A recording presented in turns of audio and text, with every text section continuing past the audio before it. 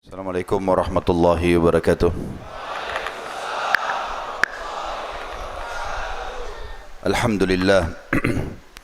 Selalu kita memuji Sang Pencipta Allah yang kita yakini Dia satu-satunya pencipta, pemilik, penguasa semua yang di langit, semua yang di bumi dan semua yang di kedalaman lautan, terjangkau atau tidak terjangkau oleh mata kita. Allah adalah zat yang maha mulia, maha suci, maha tinggi, maha esa, dan Dia dengan kemahamurahannya dan kemahasempurnaannya telah memudahkan untuk kita agar berhubungan langsung dengannya. Salah satunya dengan mengucapkan kalimat mudah penuh dengan berkah, Alhamdulillah. Dan dengan kalimat Alhamdulillah ini kita dijanjikan oleh Sang Pencipta Allah diberikan dua hal. Yang pertama akan dipenuhi segala kebutuhan, dan yang kedua akan diberikan jalan keluar dari permasalahan. Karena Allah mengatakan dalam firman-Nya, A'udzubillahi minasyaitonirrajim, la in syakartum la azidannakum wa la in kafartum inna adzabi lasyadid. Kalau kalian bersyukur kepadaku dengan mengucapkan alhamdulillah, maka aku pasti akan tambah nikmat untuk kalian. Dan kalau kalian kufur, maka siksaku sangat pedih. Maksud daripada ditambahkan nikmat, bisa fasilitas di muka bumi ini ditambah dari makanan, minuman, udara, air dan segala kebutuhan untuk roda kehidupan, atau diberikan jalan keluar dari permasalahan yang sedang dihadapi. Karena sembuhnya seseorang dari penyakit, lunasnya utang yang sedang melilit dia, itu juga adalah sebuah nikmat. Maka alhamdulillah bisa menggabungkan kedua hal yang dibutuhkan ini. Oleh karena itu saudaraku, jadilah orang yang selalu mengucapkan dan membasahi lidahnya dengan kalimat Alhamdulillah. Selanjutnya kita panjatkan salam hormat kita penuh dengan cinta dan rindu kepada manusia yang telah disempurnakan jalur nasabnya, fisiknya, ilmunya oleh langsung dari Sang Pencipta Allah Subhanahu wa taala, dan Allah memerintahkan kita semua untuk menjadikannya sebagai suri tauladan, mencontohi hidup manusia terbaik ini adalah ibadah. Sebagaimana Allah berfirman dalam Al-Quran, A'udzu billahi minasyaitonir rajim, laqad kana lakum fi rasulillahi uswatun hasanatun liman kana yarjullaha wal yawmal akhir wa dzakarallaha katsira. Sesungguhnya pada diri Rasulullah ada suri tauladan, contoh yang baik. Ciplaklah hidupnya, cara makannya, minumnya, berumah tangga, bersosial, berpolitik, dalam segala hal. Bagi orang yang ingin bertemu dengan Allah, orang yang ingin masuk ke dalam surga di akhirat nanti, dan ingin berzikir kepada Allah dengan zikir yang banyak, mengucapkan satu kali salam hormat kepadanya dibalas oleh Allah 10 kali tambahan rahmat. Andai saja saudaraku Allah subhanahu wa ta'ala balik 10 kali ucapan salam hormat kepada manusia terbaik ini, akan dibalas 1 kali saja rahmat Allah, sudah cukup. Karena rahmat Allah luas, masuk dalamnya pengampunan dosa, peninggian derajat, pemenuhan segala kebutuhan. Tapi Allah jadikan 1 kali salam hormat kepada manusia terbaik ini akan dibalas 10 kali tambahan rahmat. Maka sangat wajar kalau kita selalu mengucapkan salawat dan taslim kepada Nabi besar Muhammad sallallahu alaihi wasallam. Pertama-tama tentu saya mengucapkan jazakumullahu khairan kepada seluruh jajaran panitia. Siapapun itu tentunya saya tidak bisa menyebutkan satu persatu, tapi diantaranya Pak Wali kita dan beberapa anggota dewan dan semua pengurus masjid, semua teman-teman tidak terkecuali yang telah terlibat dalam kepanitiaan, saya mengucapkan jazakumullahu khairan. Karena kata Nabi SAW, siapa yang berbuat kepada kalian kebaikan, maka balaslah yang setimpal. Kalau kalian tidak punya, maka ucapkanlah jazakallahu khairan, semoga Allah balas engkau dengan kebaikan, karena itu akan mencukupinya. Artinya Allah akan balas dengan caranya. Juga bagi teman-teman jemaah yang sudah hadir, baik ikhwat dan akhwat, bapak ibu sekalian, anak-anak dan adik-adik kita, juga saya mengucapkan jazakumullahu khairan atas kepercayaannya untuk hadir di sini. Semoga saja saya pribadi dan kita semuanya yang hadir di sini mengikhlaskan niat kita kepada Allah Subhanahu wa taala untuk menghadiri majlis ilmu. Dengarlah dan ambillah yang bermanfaat, dan tidak usah melihat siapa yang menyampaikannya, karena memang agama itu pasti kebenaran. Saudaraku seiman, Kita akan bahas pada pertemuan sekarang ini, semoga Allah berkahi. Inilah Rasulullah sallallahu alaihi wasallam. Ada alasan sebenarnya juga ini dalam bentuk buku yang insya Allah juga sebentar lagi akan terbit. Saya menyusun buku ini dengan beberapa alasan. Karena banyak sekali kaum muslimin pada saat kita tanyakan siapa itu Rasulullah, dia bisa menjawab, atau ditanya siapa namanya, dia mengatakan Muhammad sallallahu alaihi wasallam. Tetapi kalau lebih jauh kita tanya, bisa enggak kamu gambarkan kepada saya bagaimana itu Muhammad? Misal kalau ada orang non muslim yang tanya kepada kita, ada yang bisa gambarkan ke saya alisnya, matanya, kulitnya, rambutnya supaya saya bisa tahu? Atau misalnya orang lebih jauh menanyakan tentang bagaimana seluk-beluk kehidupan keseharian, baik di rumahnya, baik itu bergaul di masyarakatnya, bagaimana pada saat beliau menggalang perdagangan dan sukses, bagaimana pada saat membangun negara dalam berpolitik juga berhasil, bagaimana beliau berhasil menjadi seorang ayah yang baik, suami yang baik, sahabat yang baik, guru yang baik. Bahkan para pemikir-pemikir barat pun mengatakan bahwasanya tidak ada pemimpin di dunia itu yang mengalahkan kepemimpinan Muhammad ini sallallahu alaihi wasallam. Ini kata mereka orang non muslim. Kenapa? Karena mereka melihat dalam 23 tahun saja fase kepemimpinan, 13 tahun fase Mekah dan 10 tahun fase Madinah, sekarang pengikut agama yang terbanyak adalah ajaran Nabi Muhammad SAW. Dan uniknya, setiap hari bertambah orang-orang yang masuk, dan yang masuk ke dalam agama ini adalah umumnya orang-orang yang pintar, orang yang berprestasi, dan tidak keluar dari agama ini kecuali orang-orang yang bodoh. Selalu yang kita temukan dokter, profesor, ilmuwan yang memang terbuka hatinya karena penelitian ilmiah masuk Islam. Dan kita tidak temukan ada seorang doktor muslim, seorang yang faham. Bahkan kalau ada seorang muslim yang dididik biasa saja di rumahnya, cuma sekedar orang tuanya mengatakan Tuhanmu Allah, Nabi Muhammad sallallahu alaihi wasallam, ini Islam ajarkan ini halal, itu haram, itu sulit untuk murtad. Yang penting sudah ada ajaran saja sudah sampai kepadanya. Ini menandakan sebuah ajaran yang sempurna. Dan tentu juga ini karena dibawa oleh manusia yang sempurna. Nabi Muhammad SAW teman-teman adalah sosok yang luar biasa. Di muka bumi ini, saya akan buka mukaddimahnya dengan ceramah ini atau dengan poin ini. Ada dua jalan dan harus kita tentukan jalan kita. Tidak ada jalan yang ketiga. Satu jalan yang benar, satu jalan yang salah. Enggak ada yang ketiganya. Jalan yang benar, dan ini yang harus kita tempuh, adalah jalannya Allah Sang Pencipta, yang selalu kita ucapkan kalimat La ilaha illallah, La ma'buda bihaqqin illallah. Tidak ada Tuhan, pencipta, pemilik, penguasa, yang menghidupkan, yang mematikan, apa saja di muka bumi ini dan di alam semesta ini kecuali Allah. Kita sebagai seorang muslim dengan keyakinan ini merasa tentram dan aman karena tidak butuh cari Tuhan lain. Kita cukup beribadah kepada Sang Pencipta satu, dan Allah Subhanahu wa taala memperkenalkan dirinya dan juga apa yang dia inginkan dan dia larang, halal haram, dengan mengutus para utusannya. Maka juru bicaranya Allah adalah para nabi-nabi dan rasul, dan penyambung lidah para nabi dan rasul adalah para ulama dan dai. Kapan kita belajar dari para ulama dan dai, kita akan dipandu ke jalannya Nabi, dan Nabi berarti jalannya Allah, ujung-ujungnya surga. Ini jalan yang benar. Bapak Ibu hadiri majelis ilmu seperti ini, penuhi masjid, hadiri majelis taklim, masuk ke pesantren, sekolah Islam, itu tujuannya untuk mengenal apa yang dibawa oleh para nabi, kemudian itu adalah ajaran Allah dan akan masuk ke surga.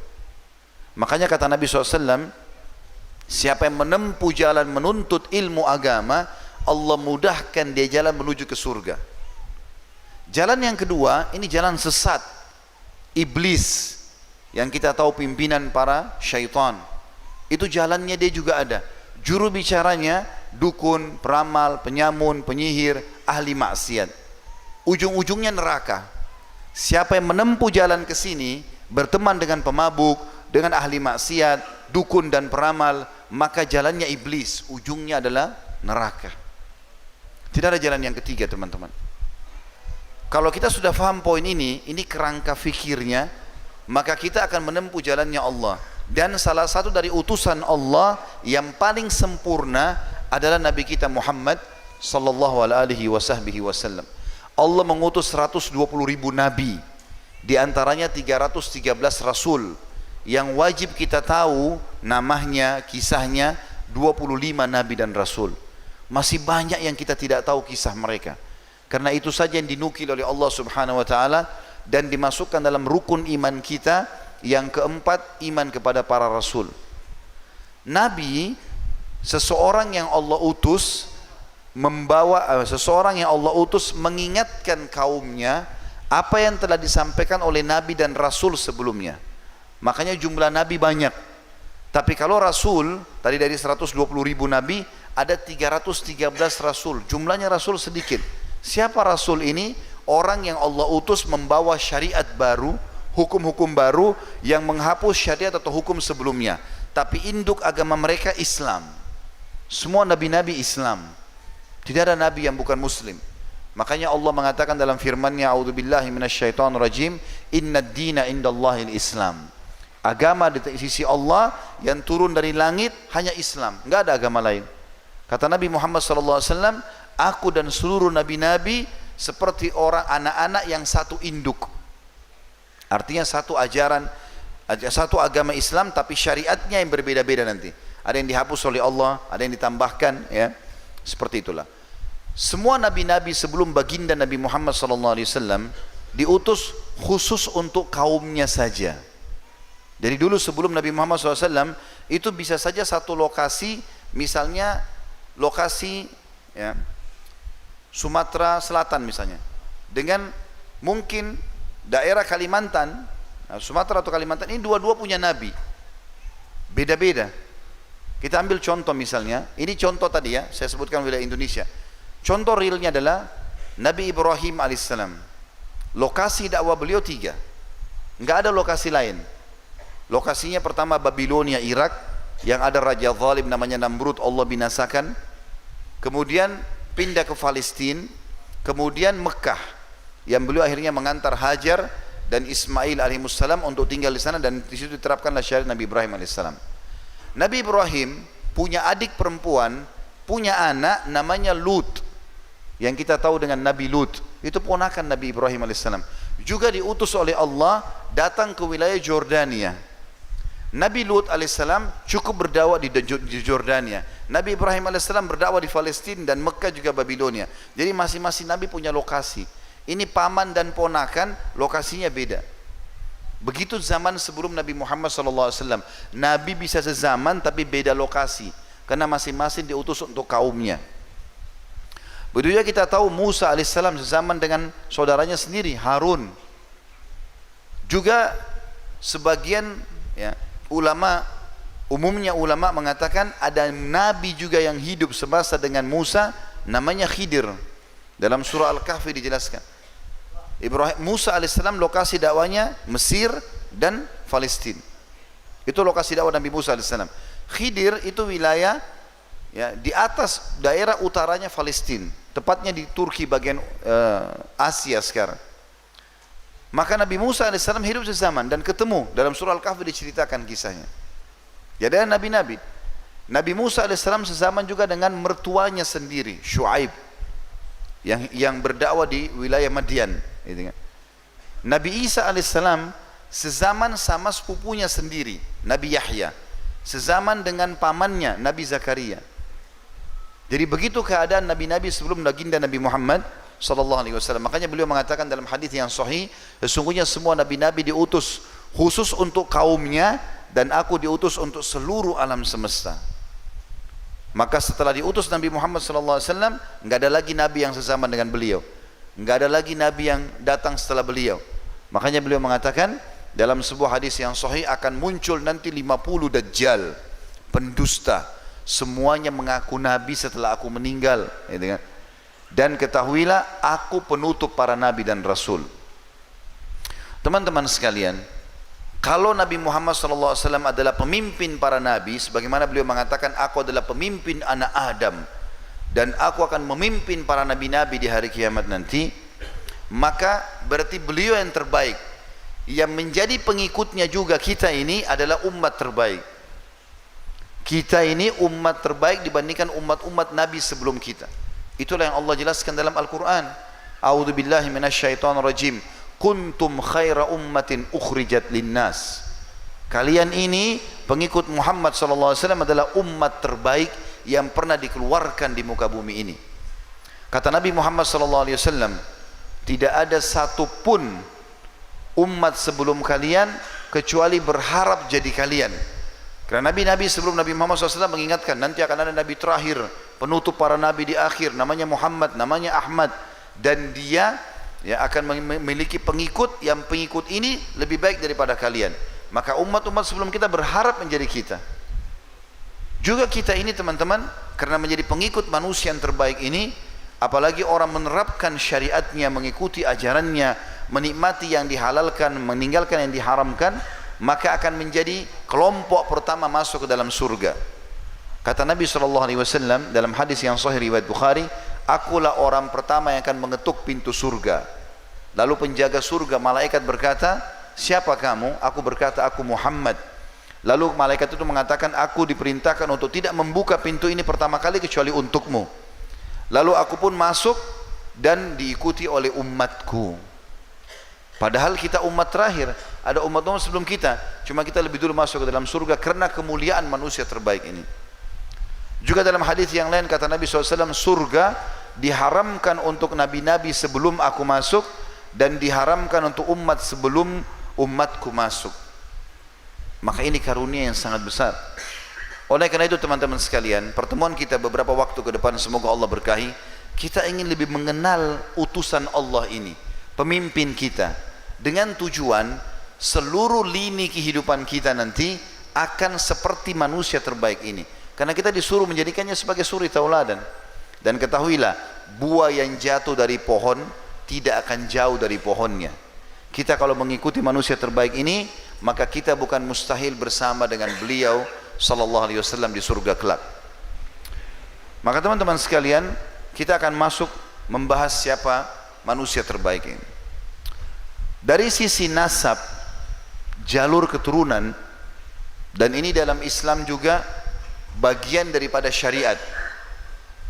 Sebagaimana Nabi SAW mengatakan, telusuri jalur nasab kalian agar kalian mudah untuk silaturahim.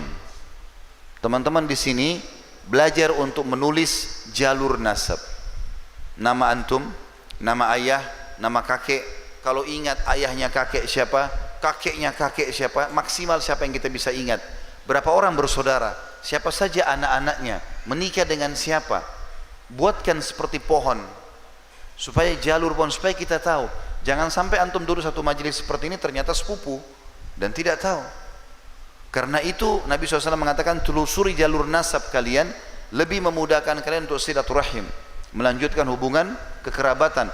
Dan kata Nabi SAW, siapa yang ingin dipanjangkan umurnya, diluaskan rezekinya, maka dia melanjutkan hubungan silaturahim.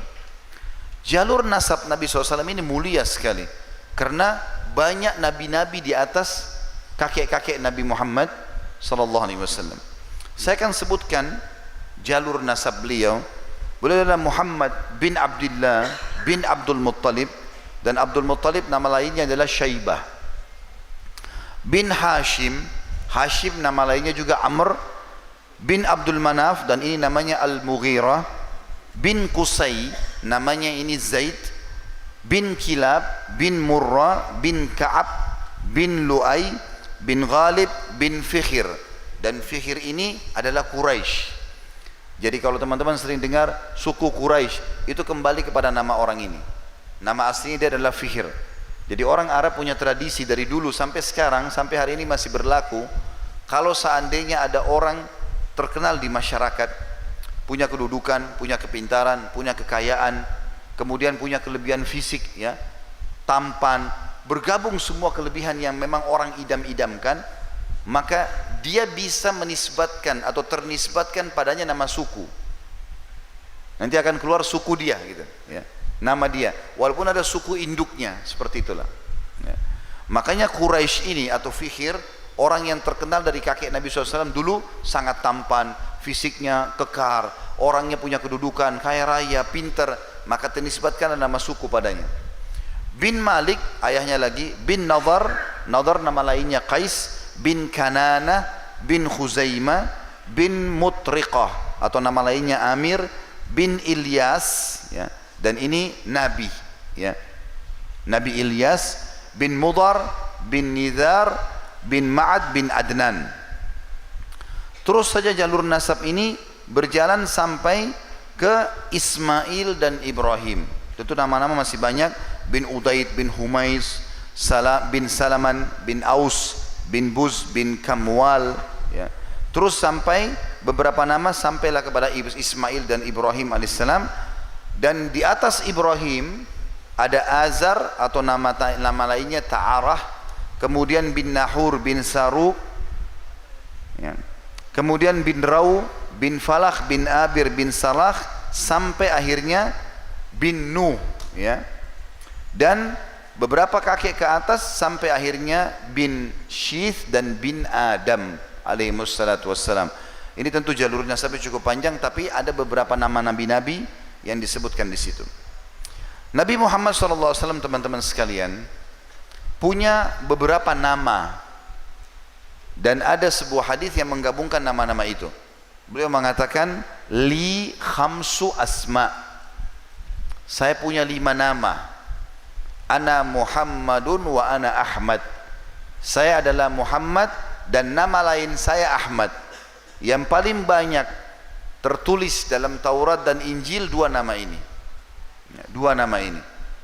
Dan yang masih dinukil dalam Al-Quran, bahwasanya dalam Injil itu ada disebutkan Ahmad, adalah firman Allah Subhanahu wa taala pada saat Nabi Isa berkata kepada Bani Israel, A'udzu billahi minasyaitonir rajim, wa idz qala Isa ibnu Maryam ya bani Israila inni rasulullahi ilaikum musaddiqan lima baina yadayya minat Taurat wa mubasysyiran bi rasulin ya'ti min ba'di ismuhu Ahmad. Wahai Bani Israel, aku adalah utusan Allah kepada kalian, membawa kitab-kitabnya, Alkitab, maksudnya membawa Injil, dan menyampaikan berita gembira akan ada nabi dan rasul datang setelahku bernama Ahmad. Ya. Ahmad dan Muhammad artinya sama, terpuji. Mirip dengan kalau teman-teman bilang Alhamdulillah, segala puji bagi Allah. Hamada yahmadu, Muhammadun dan Ahmad. Ini terpuji namanya. Nama yang lain, yang ketiga adalah beliau mengatakan wa ana mahi. Dan mahi ini yang jarang orang ketahui tentunya, tapi makna mahi adalah penghapus kesyirikan. Makna letter-letternya secara etimologi adalah penghapus. Tapi ini maksud adalah dengan datangnya Nabi Muhammad SAW, semua kesyirikan diperangi. Nggak boleh lagi sembah berhala, nggak boleh lagi sembah pohon, nggak boleh sembah matahari, dihapus semua. Nggak ada sekutu-sekutunya Allah. Kemudian beliau mengatakan yang keempat, wa ana hasyir. Hasyir artinya yang akan dibangkitkan manusia setelah aku dibangkitkan. Alladzi yuhsyarun nasu baina yaday. Dalam hadis yang lain kata Nabi SAW, akulah orang pertama yang terbelah kuburnya pada hari kiamat, tanah, kemudian dibangkitkan. Aku orang pertama dibangkitkan. Jadi makna hasyir adalah beliau orang yang pertama dibangkitkan pada hari kiamat, barulah manusia yang lainnya. Dan yang terakhir beliau mengatakan wa ana aqib, dan aqib maknanya alladzi la nabiyya ba'da, yang tidak ada nabi setelahku. Jadi enggak usah lagi mencari ajaran lain atau utusan Allah yang lain, karena Nabi SAW sudah menutup semua itu. Dan hadis ini hadis sahih, diriwayatkan oleh Imam Muslim. Nabi SAW, teman-teman sekalian, yang perlu kita dalami dan ketahui juga, selain daripada syariat yang beliau bawa, adalah khalqiyah dan khuluqiyah. Apa artinya itu? Khalqiyah adalah ciri fisiknya Nabi, dan khuluqiyah adalah karakter, ya, dan sifat Nabi SAW. Kenapa kita harus tahu sifat fisiknya Nabi?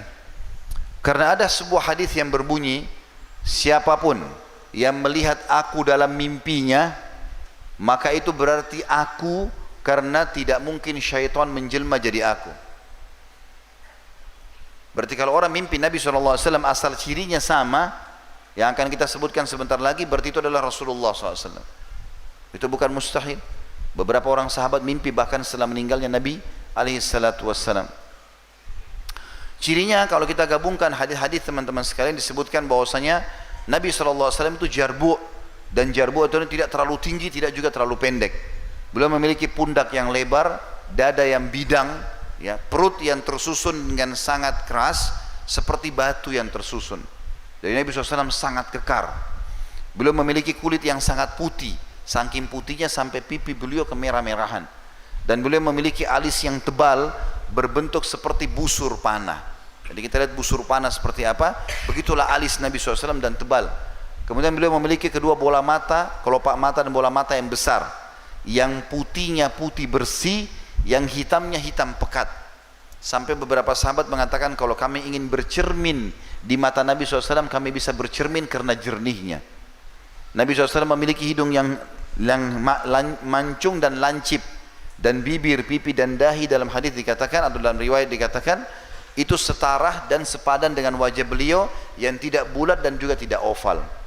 Beliau memiliki rambut yang tidak lurus sekali, tidak juga keriting, ya, berombak, yang beliau kadang-kadang biarkan sampai lumma atau jumma, sampai di ujung kuping atau sampai di pundak alaihi salatu wassalam. Beliau memiliki jenggot yang sangat lebat atau kathif sampai di dada beliau alaihi salatu wassalam, dan umumnya anggota tubuh beliau dipenuhi dengan bulu yang lebat. Ini ciri fisik Nabi alaihi salatu wassalam, dan ini perlu diketahui walaupun secara gambaran umum, ya. Kemudian dari sisi akhlak, karakter, Allah subhanahu wa ta'ala memuji sifat Nabi SAW dalam surah Al-Qalam, surah nomor 68 ayat 4, A'udzu billahi minasyaitonir rajim, wa innaka la'ala khuluqin azim. Sesungguhnya kau hai Muhammad memiliki budi pekerti yang sangat sempurna. Allah memuji itu, dan ini tidak ditemukan pujian seperti ini untuk nabi-nabi selain beliau alaihi wassalatu wassalam. Di dalam hadis Muslim, Aisyah pernah ditanya radhiyallahu anha, dan ini istri Nabi SAW yang paling dicintai. Tentu yang paling mengenal kita laki-laki adalah para istri kita, dan yang paling mengenal istri adalah para suami, karena mereka berbaur setiap hari. Banyak laki-laki mungkin di luar rumah menjaga wibawahnya, menjaga penampilannya, bercanda dengan teman-temannya, tetapi begitu tiba di rumah dia seperti orang yang buruk akhlaknya, tidak senyum, kasar. Maka yang paling tahu istrinya. Para sahabat pernah bertanya kepada Aisyah radhiyallahu anha, kaifa kana khuluqun Nabi sallallahu alaihi wasallam, beritahukan kepada kami bagaimana akhlaknya Nabi. Di luar rumah kami sudah lihat Nabi lembut, santun, dermawan, baik semuanya, pemberani. Tetapi dalam rumah kami nggak tahu, sampaikan kepada kami. Kata Aisyah jawaban yang mulia, kekal ini selalu dipelajari oleh orang beriman kalau membaca Syama'il Muhammadiyah atau ciri-ciri Nabi SAW. Aisyah menggambarkan, mengatakan kana khuluquhul Quran, akhlaknya Nabi SAW Al-Quran. Artinya seperti Al-Quran berjalan di muka bumi. Luar biasa. Pembantu Nabi SAW namanya Anas bin Malik, 10 tahun jadi pembantu di rumah Nabi SAW, 10 tahun. Dari umur 9 tahun sampai 19 tahun. Maka Anas mengatakan, selama saya menjadi pembantu di rumah Nabi SAW 10 tahun, belum pernah sekalipun saya mendengarkan Nabi SAW berkata kasar ataupun mencaci maki baik istri-istrinya ataupun pembantunya. 10 tahun hidup tidak pernah dengar Nabi marah-marah. Nabi SAW diketahui kalau dia tidak suka dari perubahan raut wajah beliau. Kata Aisyah, kami mengetahui kalau Nabi SAW tidak suka dari raut wajah yang berubah, ya. Atau beliau kalau tidak suka makanan, beliau tidak mengatakan saya tidak suka, tapi raut wajah berubah, maka orang sudah faham bagaimana kalau ini makanan tidak disukai oleh Nabi SAW. Ini akhlak yang sangat mulia, gitu. Dalam akhlak ini teman-teman, beliau tergabungkan banyak sekali hal. Dalam kedermawanan, ringan tangan, mudah membantu orang. Dikatakan oleh para sahabat, tidak pernah Nabi SAW menolak permintaan siapapun. Siapa saja minta dikasih, selama beliau masih punya. Dalam riwayat yang lain dikatakan, riwayat Bukhari juga, pernah Nabi SAW membagi-bagi. Beliau diantarkan oleh para sahabat kurma berkeranjang-keranjang banyak sekali. Kemudian beliau membagi-bagikan, ada orang miskin datang minta, dikasih semuanya. Sementara beliau sendiri belum makan satu butir kurma pun, belum dibawa ke keluarganya, sampai habis semuanya. Setelah habis yang dibagi-bagi, termasuk beliau punya beberapa uang, dikasih semuanya, masih ada orang miskin yang datang minta. Maka kelihatan dari raut wajah beliau rasa sedih, ya, kelihatan sedih, kesedihan karena tidak bisa bantu lagi orang ini. Para sahabat melihat hal tersebut, mereka terdiam. Tapi Umar bin Khattab berkata, mertua Nabi SAW, sahabat dekatnya Nabi, maka dia mengatakannya, Rasulullah, Allah tidak bebankan anda di luar kemampuan anda. Anda sudah bantu semua orang. Kalau tidak ada, bilang aja tidak ada ya Rasulullah. Nabi SAW diam. Ini termasuk adab dan akhlak luar biasa. Nabi tidak tegur Umar, tidak apa-apa, diam saja. Lalu Ali bin Abi Thalib di sebelahnya mengatakan, ya Rasulullah, saya masih punya 3 dirham. Ini anak mantu Nabi. Kasih, ya Rasulullah, ini 3 dirham. Silakan, anda mau kasih siapa saja.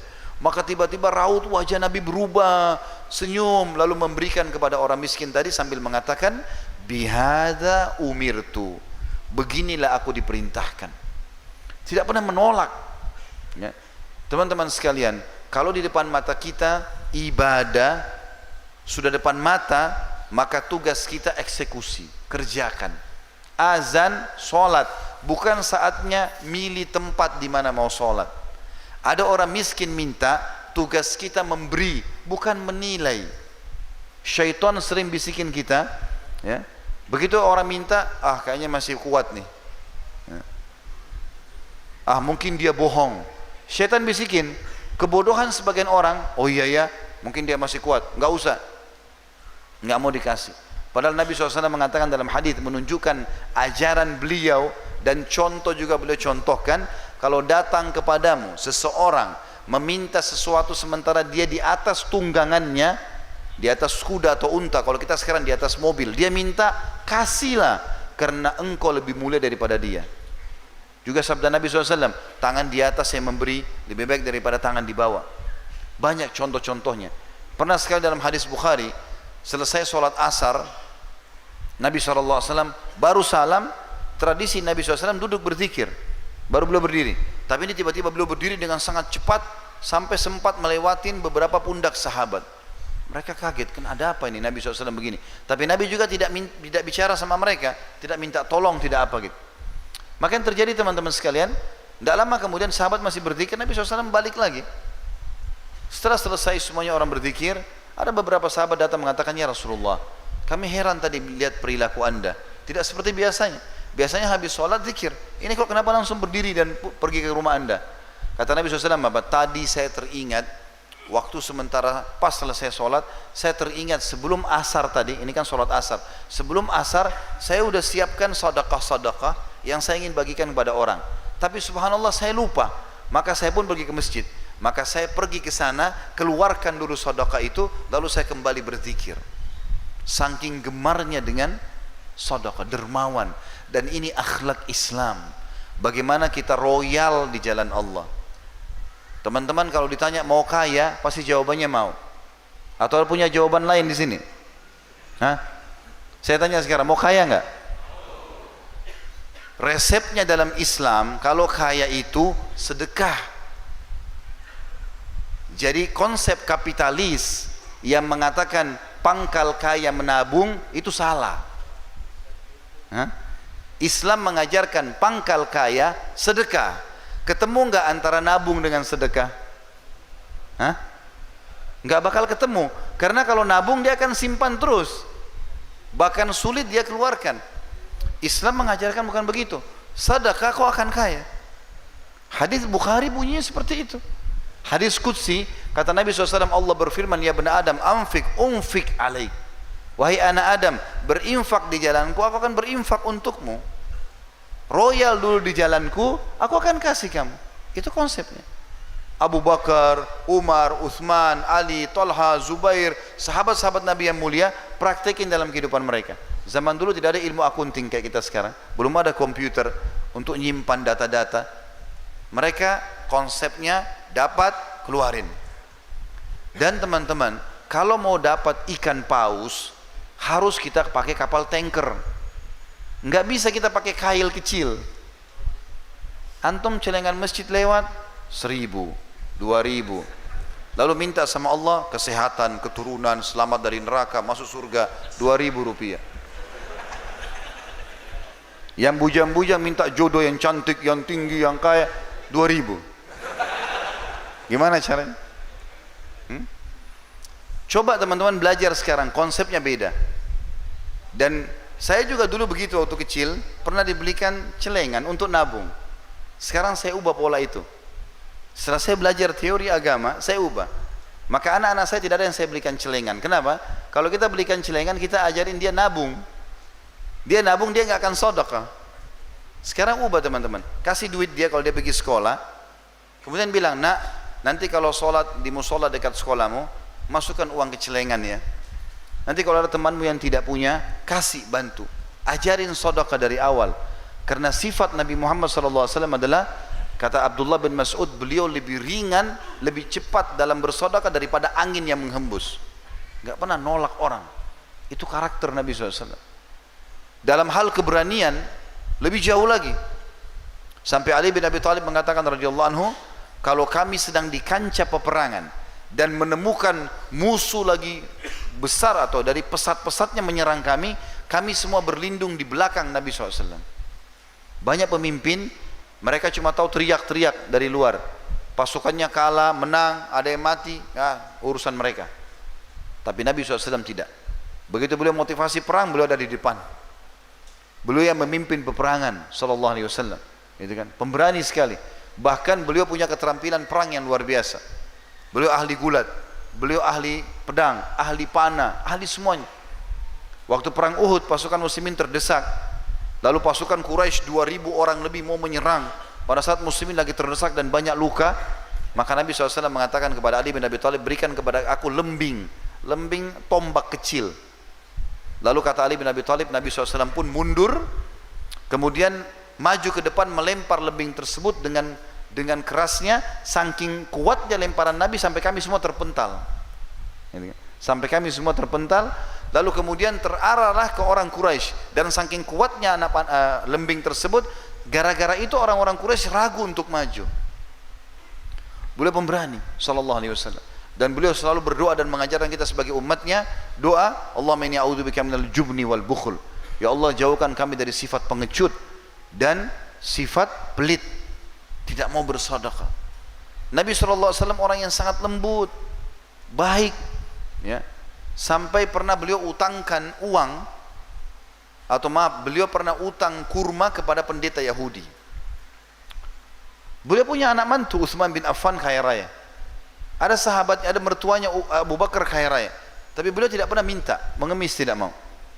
Dan beliau mengatakan dalam sebuah hadis, siapapun yang membuka pintu iffah, kemuliaan, tidak mengemis, kecuali Allah bukakan pintu kekayaan. Dan tidak ada orang yang membuka pintu mengemis, minta-minta, kecuali Allah bukakan pintu kemiskinan.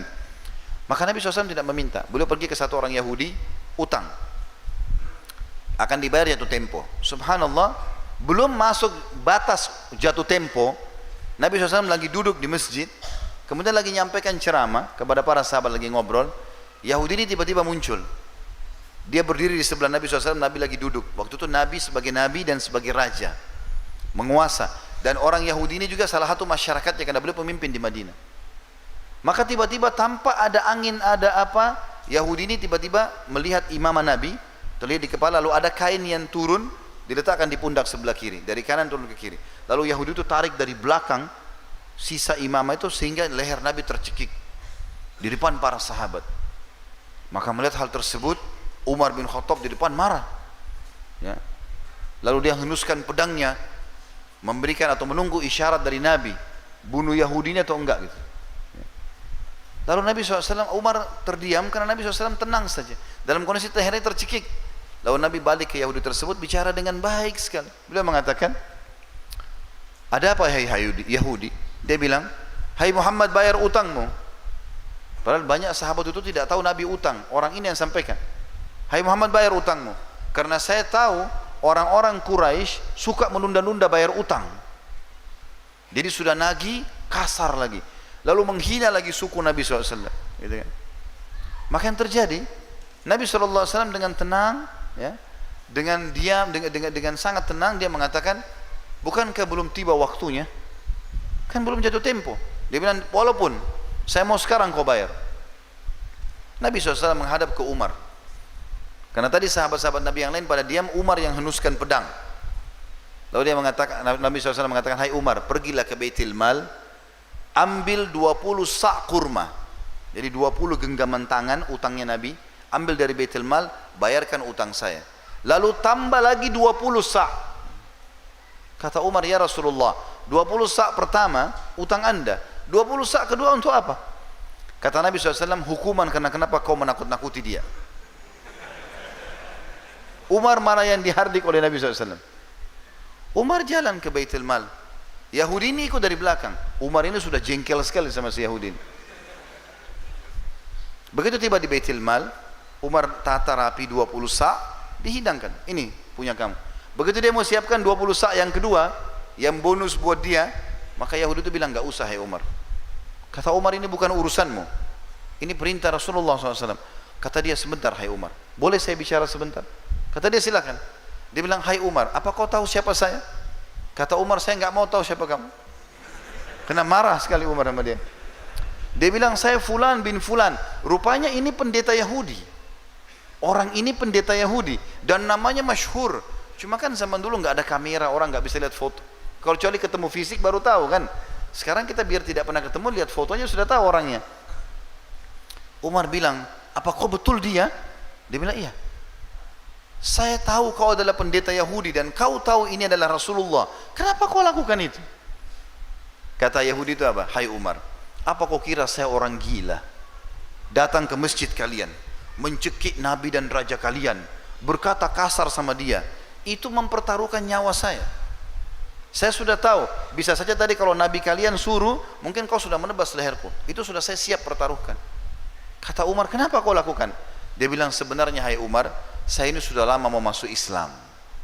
Dan saya tahu betul ciri kenabian ada pada Muhammad. Semua yang disebutkan dalam Taurat ada sama dia. Tinggal ada satu yang saya mau buktikan. Yaitu ada dalam Taurat tertulis, ghalaba hilmuhu ghadabu. Sifat kasih sayangnya mengalahkan emosinya. Dan itu tadi saya lakukan, sengaja mancing emosinya, nagih utang sebelum waktu, cekik lehernya, berkata kasar di masjid dan di depan pengikutnya. Ternyata hai Umar, dia betul-betul seorang nabi. Maka saya mengucapkan asyhadu an la ilaha illallah wa anna Muhammad Rasulullah. Masuk Islam gara-gara akhlak Nabi SAW. Dan sekian banyak kisah lembutnya Nabi SAW ini. Tentu teman-teman, lembut Nabi SAW seperti ini tentu pada tempatnya, pada dalam keadaan aman. Tapi kalau di kancah peperangan beda. Kalau kita sudah berhadapan sama musuh, memang dia keluar ingin memerangi agama Islam, di situ kita butuh ketegasan. Makanya Nabi SAW pernah mengambil pedang lalu berkata kepada para sahabat, siapa yang mau memberikan haknya Allah dan Rasulnya di pedang ini?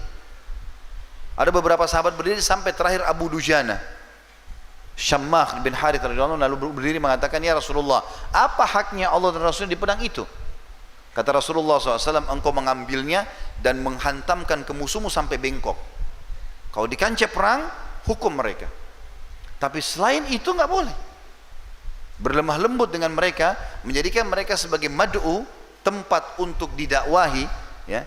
Target dakwah itu adalah perintah Nabi SAW. Makanya teman-teman kita ingatkan sekali, perilaku-perilaku yang membom sana sini, lalu mengatasnamakan Islam, ini harus diberikan nasihat. Nggak boleh ini mengatasnamakan jihad. Dari mana Islam mengajarkan kita untuk bunuh diri kita? Kemudian kita mengatakan itu mati syahid, bunuh diri. Kalau kita bawa bom di kancah peperangan, lempar ke musuh, mereka meledak mati, kita kena percikannya lalu mati syahid. Tapi bunuh diri, gimana caranya? Kan gitu. Maka harus difahami ini, karena banyak generasi muda salah faham dengan masalah ini. Nabi SAW berkata tentang orang kafir zimmi. Jadi orang kafir ada dua, ada kafir harbi, ada kafir zimmi. Kafir zimmi teman-teman, orang kafir yang di bawah naungan pemerintah Islam, ya. Jadi kalau mereka warga negara Indonesia tidak buat masalah, bertetangga dengan kita baik, ya, kemudian mereka juga buka usaha, mereka tidak buat masalah, nggak boleh diganggu. Kata Nabi SAW, man ada zimmiyan kuntu lahu khasiman yaumal qiyamah. Siapa yang mengganggu orang zimmi, orang kafir di bawah naungan pemerintah Islam, ya, sengaja ambil hartanya, sengaja buat masalah dengan dia, maka dia akan jadi musuhku pada hari kiamat. Nabi SAW marah. Kalau sempat membunuh orang kafir di bawah naungan pemerintah Islam atau di bawah perdamaian, perjanjian perdamaian dengan Islam, kata Nabi SAW dalam hadis Bukhari, man katala muahadan lam yarih raihatal jannah wa inna riha la tujatu min masirati arba'ina kharifa.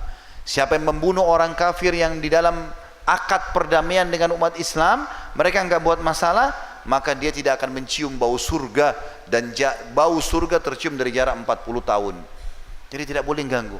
Jangan kena tetangga orang kafir, ini kafir nih, matikan aja lampunya, kempesin aja ban mobilnya, tipu aja, nggak boleh, haram dalam Islam.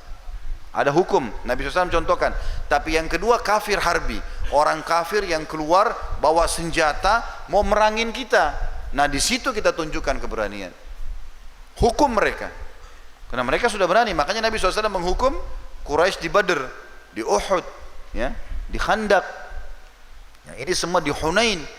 Peperangan Nabi SAW banyak karena mereka melakukan perbuatan tersebut. Dan sekian banyak akhlak Nabi SAW yang sangat mulia. Kalau kita mau rentet ini teman-teman, sejarah tidak akan pernah habis. Saya kaji Sirah Nabawi 38 episode kurang lebih, itu bisa sampai 2-3 tahun baru selesai, karena banyaknya hikmah-hikmah yang kita bisa ambil dari akhlak Nabi, dari perilaku Nabi SAW. Tapi karena melihat acara Tabil Akbar kita cuma 2-3 jam, 2 jam saja, maka kita akan ringkaskan insya Allah di poin, sampai poin tadi tentang masalah akhlak. Kita sudah jelaskan nasab beliau, kita sudah jelaskan fisik beliau, kita sudah jelaskan akhlak beliau. Sekarang kita akan masuk teman-teman bukti-bukti dalil Al-Quran, ya, yang kita yakin Al-Quran adalah kitabullah, kitabnya Allah turun dari langit, membuktikan atau menekankan kalau beliau memang utusan Allah, sehingga tidak ada keraguan. Yang pertama surah Al-Imran, surah nomor 3 ayat 144 yang bunyinya, A'udzubillahi minasyaitonirrajim, wa ma Muhammadun illa rasulun qad khalat min qablihir rusul. Al-ayah, yang artinya Muhammad itu tidak lain adalah seorang utusan Allah dan telah berlalu sebelumnya utusan-utusan yang lain. Juga dalam surah An-Nisa, surah nomor 4 ayat 163, Allah Subhanahu wa taala berfirman, A'udzubillahi minasyaitonirrajim, inna auhayna ilaika, ini di garis bawahi ilaikanya, kama auhayna ila nuhin wan nabiyina min ba'di wa auhayna ila Ibrahim wa Ismail wa Ishaq wa Yaqub wal asbati wa Isa wa Ayyub wa Yunus wa Harun wa Sulaiman wa atayna Dawud zabura. Kata Allah SWT, sungguhnya kami benar-benar telah memberikan wahyu kepadamu hai Muhammad, sebagaimana kami telah memberikan wahyu kepada Nuh dan nabi-nabi yang datang setelahnya, dan kami juga telah memberikan wahyu kepada Ibrahim, Ismail, Ishak, Yaqub dan anak cucunya, asbat anak cucunya, Isa, Ayyub, Yunus, Harun dan Sulaiman, dan kami benar-benar telah memberikan kitab Zabur kepada Daud. Ya. Ini sebabnya teman-teman, karena ada orang-orang Yahudi yang mengatakan sesungguhnya Muhammad ini hanya ngaku-ngaku nabi. Yang kami tahu nabi itu adalah Ibrahim, Ismail, Ishak, Yaqub dan seterusnya. Maka Allah turunkan ayat ini. Juga dalam surah Al-Fatih, surah nomor 48 ayat 29, awal potongan ayatnya Allah mengatakan, A'udzubillahi minasyaitonirrajim, Muhammadur Rasulullah. Muhammad itu benar-benar utusan Allah. Baik, untuk membuktikan teman-teman kalau baginda Nabi SAW adalah utusan Allah, beliau dikuatkan dengan mukjizat-mukjizat. Dan ini akan kita tekankan sekarang. Saya harap teman-teman lebih konsentrasi karena kita akan melihat bagaimana mukjizat yang luar biasa, ya, yang terjadi di zaman Nabi SAW. Dan ada dua jenis mukjizat. Mukjizat itu definisinya syai'un khariqu anil ada, sesuatu yang di luar jangkauan manusia normal. Dan Allah Subhanahu wa taala mengutus setiap nabi-nabi punya mukjizat sesuai dengan keadaan kaum pada saat itu. Contoh, Nabi Musa alaihissalam menghadapi Fir'aun. Fir'aun percaya sekali dengan dukun-dukun dan penyihir. Maka mukjizatnya seperti mirip dengan sihir tapi bukan sihir. Waktu penyihir Fir'aun lempar tali berubah jadi ular, tongkat Nabi Musa juga jadi ular dan menghancurkan sihir mereka, gitu kan? Di zaman Nabi Isa alaihissalam lagi terkenal di masyarakat itu mengembangkan ilmu kedokteran. Maka Allah buat Nabi Isa lahir tanpa ayah.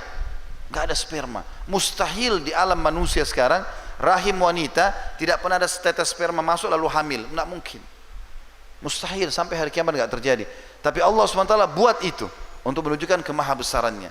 Tambah lagi Nabi Isa alaihissalam bisa berbicara pada saat masih bayi. Tambah lagi Nabi Isa alaihissalam bisa menghidupkan. Dibuat dari tanah, bentuk seperti burung, lalu Nabi Isa mengatakan hiduplah, maka hidup jadi burung, terbang tiba-tiba. Keajaiban yang luar biasa. Nah, Nabi Muhammad SAW teman-teman, karena dia Nabi penutup dan Nabi yang paling mulia, maka banyak sekali, kompleks sekali ya, permasalahan. Hampir semua yang ada di zaman Nabi-Nabi sebelum kita, ada semua di zaman Nabi SAW. Penyihir, mana sekarang penyihir? Banyak sekali ya. Bahkan diganti namanya, dulunya dukun, peramal, penyamun, karena sudah banyak yang ditangkap masyarakat, ada yang dibakar, dipukul. Sekarang ganti nama dan tidak tanggung-tanggung ganti namanya. Hah? Dulu dukun, sekarang orang pintar. Ini luar biasa nih gelarnya, orang pintar. Dan masyarakat nukil itu, orang pintar, orang pintar. Paranormal, orang di atas normal, paling top. Padahal dulu ini ya ditangkap masyarakat, digebukin, ada yang dibakar, ada yang dihukum macam-macam. Dan Nabi SAW mengatakan haddus sahiri darbatun bisayf. Hukumannya dukun, peramal, penyamun, penyihir, tebas lehernya. Begitu kata Nabi SAW. Tapi bagi pemerintah, jangan antum keluar dari sini tebas lehernya penyihir. Bagi pemerintah yang berkuasa, individu nggak boleh, gitu kan? Tapi teman-teman sekalian, keadaannya seperti itu. Ya. Penyihir-penyihir banyak. Berarti yang dihadapi Nabi Musa juga dihadapi oleh Nabi SAW. Ilmu kedokteran berkembang. Siapa yang tidak tahu sekarang berkembang ilmu kedokteran? Luar biasa. Penyakit-penyakit mungkin dulu belum ditemukan obatnya, sekarang ditemukan obatnya. Teknologi canggih ya, dan segala macam. Apalagi sekarang ada laser, segala macam hal lah ya. Ini juga dihadapi Nabi SAW. Berarti yang dihadapi Nabi Isa AS juga dihadapi oleh Nabi SAW. Dan kompleks sekali. Berarti Nabi SAW butuh mukjizat yang lebih dahsyat daripada itu semua. Umumnya umat Islam kalau kita tanya, apa mukjizat Nabi? Sekarang saya tanya teman-teman, apa mukjizat Nabi SAW? Ya antum tahu? Tidak, yang paling masyhur, yang banyak orang tahu. Al-Quran. Adanya Al-Quran, itu memang mukjizat yang paling besar. Karena sampai sekarang bisa kita tilawakan ya. Tetapi ternyata mukjizat Nabi SAW itu banyak sekali. Ada sebagian ulama menyusun sampai 300 mukjizat. Tapi kita akan sebutkan sekarang, kita coba petakan mukjizat itu supaya kita tahu tentang kebenaran risalah Nabi SAW. Mukjizat ini saya bagi dua dalam tulisan saya. Ada mukjizat yang berbentuk informasi, ada mukjizat dalam bentuk sesuatu yang disaksikan oleh mata. Tapi ini yang kedua hanya terjadi di masa hidupnya beliau. Kalau yang pertama terjadi sampai menjelang hari kiamat. Seperti yang pertama ini informasi tentang gaib, sesuatu yang belum terjadi. Ada informasi yang sudah terjadi, kisah umat-umat sebelum kita, ada yang sedang terjadi di zaman beliau, ada yang belum terjadi. Kita akan lihat teman-teman, misalnya contoh, saya akan datangkan kisah, contoh tentang informasi dari Nabi SAW, informasi yang akan terjadi. Tapi itu terjadi di zaman beliau juga. Ada informasi dari Nabi SAW belum terjadi, terjadi di zaman-zaman kita sekarang. Misalnya dalam hadis Bukhari disebutkan, kisah tentang terbunuhnya Umayyah bin Khalaf. Umayyah bin Khalaf ini selevel di Mekah sama Abu Jahal, Abu Lahab, Abu Sufyan. Mereka semua pemimpin Mekah. Salah satunya Umayyah bin Khalaf ini, pemimpin suku, kepala suku. Umayyah bin Khalaf ini teman-teman bersahabat dekat dengan seorang muslim dari Madinah namanya Sa'ad bin Mu'adz radhiyallahu anhu. Sa'ad bin Mu'adz ini pimpinan orang Ansar, Umayyah bin Khalaf pimpinan orang Quraisy. Bersahabat dari sebelum Islam. Setelah Sa'ad masuk Islam tetap bersahabat. Satu waktu setelah Nabi SAW hijrah ke Madinah dan terjadi permusuhan dengan Quraisy, gitu kan? Siapapun orang Islam itu maka mereka berusaha menyerang, menangkap. Saat lewat Mekah, dia surati Umayyah, saya mau mampir ke Mekah, apa kau bersedia menjamin saya? Dia bilang baik, saya jamin. Masuklah dia menjadi tamu di rumahnya Umayyah bin Khalaf. Kata Sa'ad setelah makan dan minum, saya ingin tawaf di Ka'bah, tapi saya tidak ingin tawaf sementara banyak orang. Karena orang-orang Quraisy dulu punya keyakinan yang keliru. Mereka tawaf, syaratnya kalau tawaf itu harus pakai baju dari Mekah. Kalau tidak punya duit, tawafnya telanjang. Dan mereka bertepuk tangan sambil bersiul. Dalam Al-Quran dikatakan mukaan wa tasdiyah. Maka kata saat saya nggak mau tawaf sementara ada orang telanjang, ada orang bersiul.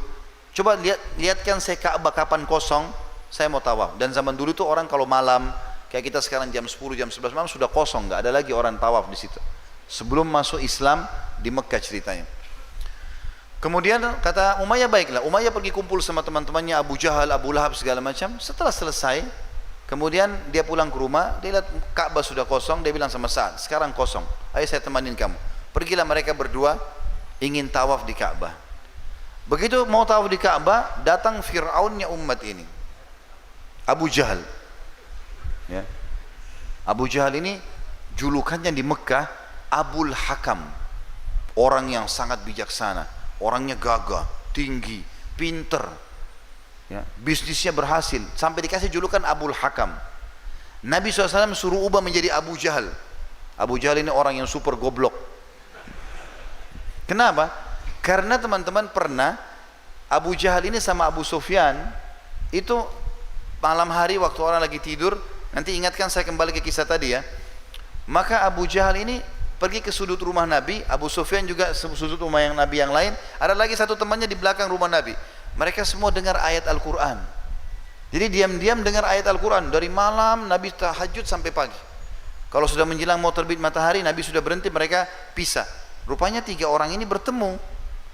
Lalu saling bertanya, kenapa kau di sini? Kenapa kamu di sini? Sama-sama bilang, saya dengar apa yang Muhammad baca semalam. Baiklah, kalau gitu kita janjian, jangan ulang ini. Karena kalau orang-orang Mekah lihat, mereka akan beriman pada Muhammad nih. Rupanya besok malamnya, 3-tiganya mengira temannya tidak akan datang. Datang lagi. Mau subuh ketemu lagi. Janjian lagi hari ketiga begitu. Sampai hari ketiga, 3 hari mereka datang berturut-turut. Akhirnya Abu Sufyan bilang, datang kepada Abu Jahal. Itu Abu Hakam. Wahai Abu Hakam, kau pemimpin kami. Saya mau tanya, menurut kau apa kedudukannya yang kita dengar selama 3 hari dari Muhammad, benar atau salah? Abu Jahal tundukkan kepala lalu diangkat, dia mengatakan, ini dalam hadis Bukhari ya, dalam hadis sahih, dia mengatakan, demi Allah saya tahu apa yang Muhammad baca itu benar. Jadi dia tahu itu kebenaran. Lalu ditanya oleh Abu Sufyan, kenapa kau tidak beriman? Kau pemimpin kami. Kalau kau beriman, kami semua beriman. Jadi konsepnya luar biasa ya. Kalau Abu Jahal masuk Islam waktu itu, 1 Mekah dia panen pahalanya. Semua orang mau masuk Islam, tinggal tunggu dia saja nih. Maka apa jawaban dia? Dia mengatakan, ketahuilah, dari dulu di Mekah ini, suku saya sama suku Muhammad bersaing. Kalau mereka siapin pasukan untuk mempertahankan Mekah, sukuku juga siapkan. Sehari buat mereka, sehari buat kami. Kalau sukunya Muhammad siapkan makan dan minum buat jemaah haji, sukuku juga begitu. Maka selalu bersaing, sehari kami, sehari mereka. Sekarang dari suku Muhammad keluar Nabi, dari sukuku tidak ada Nabi. Kalau saya beriman sama Muhammad, sukuku akan kalah. Maka saya tidak akan beriman sama dia selamanya. Gara-gara fanatisme suku.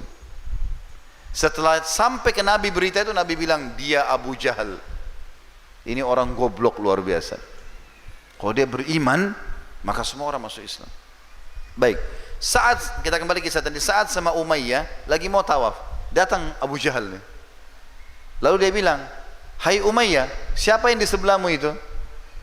Kata Umayyah, ini Sa'ad ibn Mu'ad, pimpinan suku di Madinah. Maka dia tahu, Abu Jahal tahu kalau Madinah itu sudah hampir 100% Muslim, yang suku Arabnya Aus dan Khazraj. Tinggal orang-orang Yahudi saja sama sebagian orang munafik yang belum masuk Islam. Maka dia tahu ini Muslim. Dia mengatakan, hai Sa'ad, kata Abu Jahal, berani benar kau injakkan kakimu di Mekah. Demi Allah saya tidak akan biarkan kau keluar dalam keadaan hidup. Sa'ad, pimpinan suku, nggak biasa diancam, pemberani. Dia mengatakan, demi Allah kau tidak akan bisa. Saya akan lawan kau. Kau mati atau saya mati. Lalu terjadi ribut mulut. Kata Abu Jahal, demi Allah iya, saya akan bunuh kamu. Abu Sa'ad bilang, mengatakan, lakukan, saya mau lihat. Berantem nih. Umayyah, ini yang jadi saksi bahasan kita di sini, artinya orang yang akan kita jadikan bahan mukjizat Nabi terjadi padanya dari informasi ya, informasi yang akan terjadi nanti. Dia bingung, dia lihat ke kanan, Abu Jahal, sahabat dekatnya di Mekah, pimpinan Mekah. Dia lihat ke kiri, Sa'ad bin Mu'ad, sahabatnya tapi orang Madinah, kepala suku juga. Maka jiwanya cenderung membela Abu Jahal. Lalu dia mengatakan, hai Sa'ad, jangan kau angkat suaramu di depannya Abu Hakam nih, karena dia pemimpin lembah ini. Sa'ad tersinggung, saya kan tamumu, saya sahabatmu, kenapa kau nggak bela? Baiklah, mulai hari ini persahabatan kita putus, kata Sa'ad. Dan ketahuilah, kata Sa'ad, ini saksi bahasannya, ketahuilah Rasulullah SAW, Nabi kami, sudah menyampaikan kepada kami kalau kami akan membunuh kamu, Umayyah bin Khalaf. Maka Umayyah kaget waktu itu. Teman-teman, kalau betul-betul dia tidak tahu Nabi Muhammad SAW sebagai Nabi, dia nggak perlu kaget, dia akan bilang dusta itu. Tapi Umayyah kaget, pucat, lalu dia mengatakan, apakah Muhammad mengucapkan itu? Kalian akan membunuhku? Kata Sa'ad, iya. Apa kata Umayyah? Demi Allah, Muhammad gak pernah dusta. Ini orang kafir ini, dia ngakui kemuliaan Nabi SAW. Demi Allah, Muhammad gak pernah dusta. Lalu kata Umayyah, di mana kata Muhammad saya akan dibunuh? Kata Sa'ad, tidak diberitakan, tapi kami akan membunuhmu nanti. Kapan, di mana, tidak tahu. Ringkas cerita, Umayyah rupanya terganggu dengan berita itu. Dia tinggalkan Abu Jahal sama Sa'ad. Dia udah nggak pusing lagi dengan itu. Dia lagi pikiran tentang informasi dia mau dibunuh nih. Dia menuju ke rumahnya pulang. Rupanya waktu dia pulang, Abu Jahal ciut juga nih. Ditinggalin Sa'ad. Tadi berani mau berantem, bohong semua. Pergi Abu Jahal, Sa'ad juga pulang ke Madinah. Maka pulanglah Umayyah bin Khalaf ke rumahnya. Rupanya waktu dia pulang itu, ya, ini ada beberapa sahabat yang menyaksikan dan menukil kisah ini. Dia pulang, sambil jalan dia mengatakan, demi Allah Muhammad gak pernah dusta. Demi Allah Muhammad gak pernah dusta. Dia pulang ke rumah lalu dia mengatakan pada istrinya, hai istriku, apakah kau tahu apa yang diceritakan Sa'ad tentang aku? Dia bilang tidak. Kata Sa'ad bin Mu'ad, yang jadi tamu kita sekarang sudah pulang ke Madinah dia, ya, dia mengatakan Muhammad menginformasikan ke sahabat-sahabatnya, ya, akan membunuhku, artinya aku akan mati di tangan mereka. Maka kata istrinya, ini kalimat yang sama juga, tidak diatur ini, tidak ada rekayasa. Istri yang mengatakan, demi Allah Muhammad gak pernah dusta. Artinya benar itu akan terjadi. Ini orang kafir, gitu kan? Lalu istrinya tanya, apakah diberitakan di mana kau akan dibunuh? Kata dia, saya juga sudah tanya Sa'ad, tapi dia bilang tidak tahu. Kapan, di mana nggak tahu. Tapi saya janji sama kau, hai istriku, saya tidak akan keluar dari Mekah. Mulai sekarang saya di Mekah aja, nggak mau keluar Mekah, supaya kalaupun saya dibunuh di Mekah. Dan itu pun sulit, pikiran dia begitu. Subhanallah, 3 bulan setelah itu terjadi kasus sebab perang Badar. Perang Badar kan tahun 2 Hijriah, ya, di Ramadan. Sebabnya adalah ada kafilah dagang Quraisy dipimpin oleh Abu Sufyan, itu dijaga oleh 40 orang saja. Kafilah dagang ini besar sekali, dan kebetulan mayoritas harta yang ada miliknya Abu Sufyan, miliknya Umayyah bin Khalaf, miliknya Abu Jahal. Mayoritas harta di situ, dan juga di situ ada harta-harta umat Islam yang mereka rampok. Jadi umat Islam yang hijrah ke Madinah, rumahnya diambil, hartanya diambil, gembalanya diambil, ada yang istrinya diambil dan seterusnya. Seperti itulah.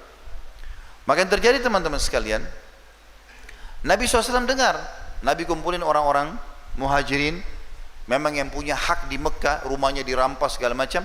Ini ada kafilah Quraisy, kita serang saja, ambil hak kalian. Ada sebagian sahabat Ansar ikut juga dari Madinah. Keluarlah 314 orang dari Madinah. Waktu Abu Sufyan dengar itu, dia menyurat ke Mekah, kirim surat kepada Abu Jahal sama Umayyah bin Khalaf. Nih, kafilah kita akan direbut, dan yang paling banyak hartanya aku, kamu hai Umayyah, dan kamu juga hai Abu Hakam atau Abu Jahal. Maka kirim pasukan. Lalu Abu Jahal sibuk memotivasi masyarakat Mekah, kita akan perang, dagang kita akan diambil oleh muslimin. Terkumpul waktu itu 1000 orang, dan semuanya pasukan inti. Sementara pasukan muslimin 314 ini pasukan kecil dan tidak punya persiapan untuk berperang besar, hanya untuk menahan kafilah. Maka dari 314 cuma 70 orang menunggangi kuda, gitu kan? Pergilah mereka. Keluar juga dari Quraisy 1000. Subhanallah, Allah sebutkan dalam Al-Quran, dalam surah Al-Anfal, kalau peperangan Badar Allah yang atur semuanya. Allah mengatakan, id antum bil udwatid dunya wa hum bil udwatil quswa war rakbu asfala minkum. Ingatlah ketika kalian sudah sampai di Badar itu, di sebelah sisi gunung yang dekat dengan Madinah namanya Udwatid Dunya, dan pasukan Quraisy 1.000 orang sudah sampai di Udwatil Quswa, di sisi lainnya gunung, ya, dan rakbu asfala minkum, kafilah ada di sebelah kalian lewat, tapi tidak saling tahu.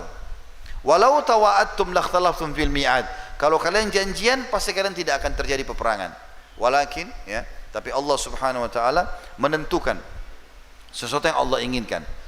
Ringkas ceritanya teman-teman sekalian, waktu tiba suratnya Abu Sufyan di Mekah, maka Abu Jahal motivasi orang untuk mengumpulkan 1.000 pasukan.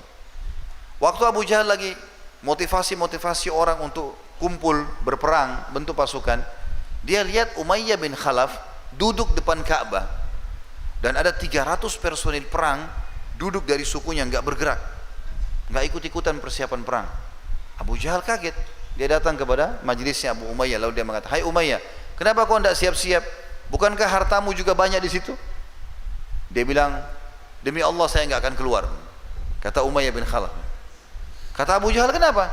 Apa kau lupa apa yang dikatakan saat 3 bulan lalu? Kalau Muhammad menginformasikan kepada pengikutnya kalau mereka akan membunuhku." Kata Abu Jahal, "Itu dusta, kenapa kau percaya?" "Gak usah percaya, nggak akan terjadi." Kata Umayyah, "Tidak, saya tidak akan keluar. Apapun terjadi saya nggak mau keluar." Seperti itulah, dia ketakutan rupanya. Abu Jahal ini licik, dia pulang ke rumahnya. Di Mekah dulu teman-teman, dupa itu dibagi dua, kayak kita wangi-wangian dibagi dua. Ada wangi-wangian khusus laki-laki, ada khusus perempuan.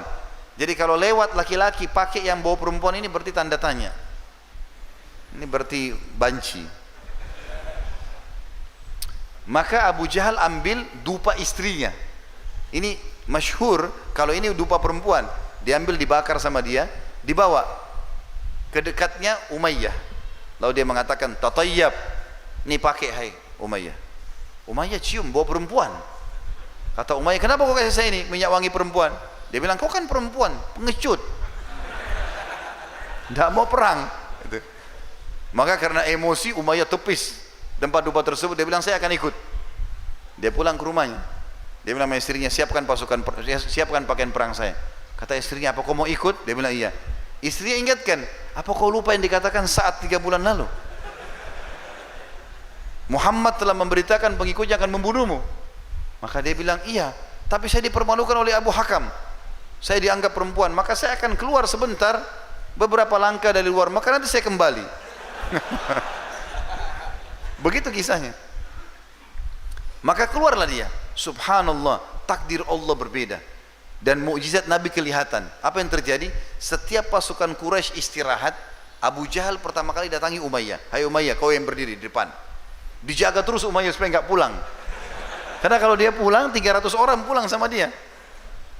Maka terus jalan sampai tiba di Badr. Sampai tiba di Badr.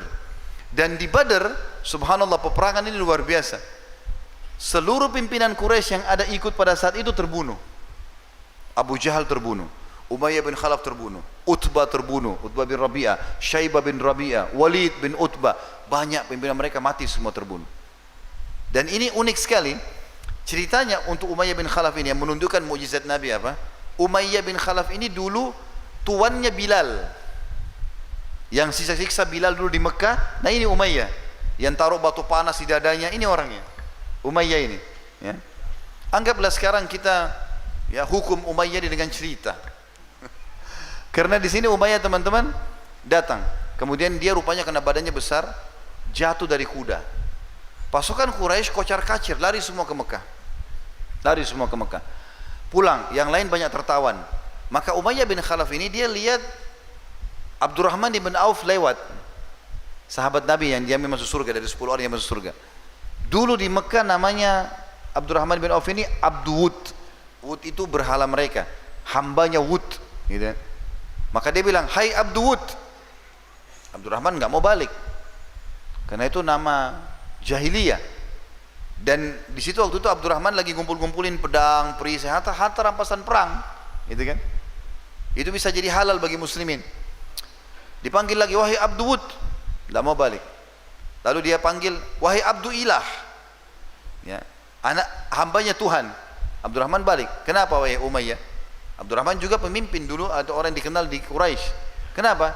Dia bilang, "Mau nggak kamu dapat lebih baik daripada pedang-pedang dan perisai itu?" Kata dia, tentu saja. Artinya sebagai rampasan perang. Kata dia apa?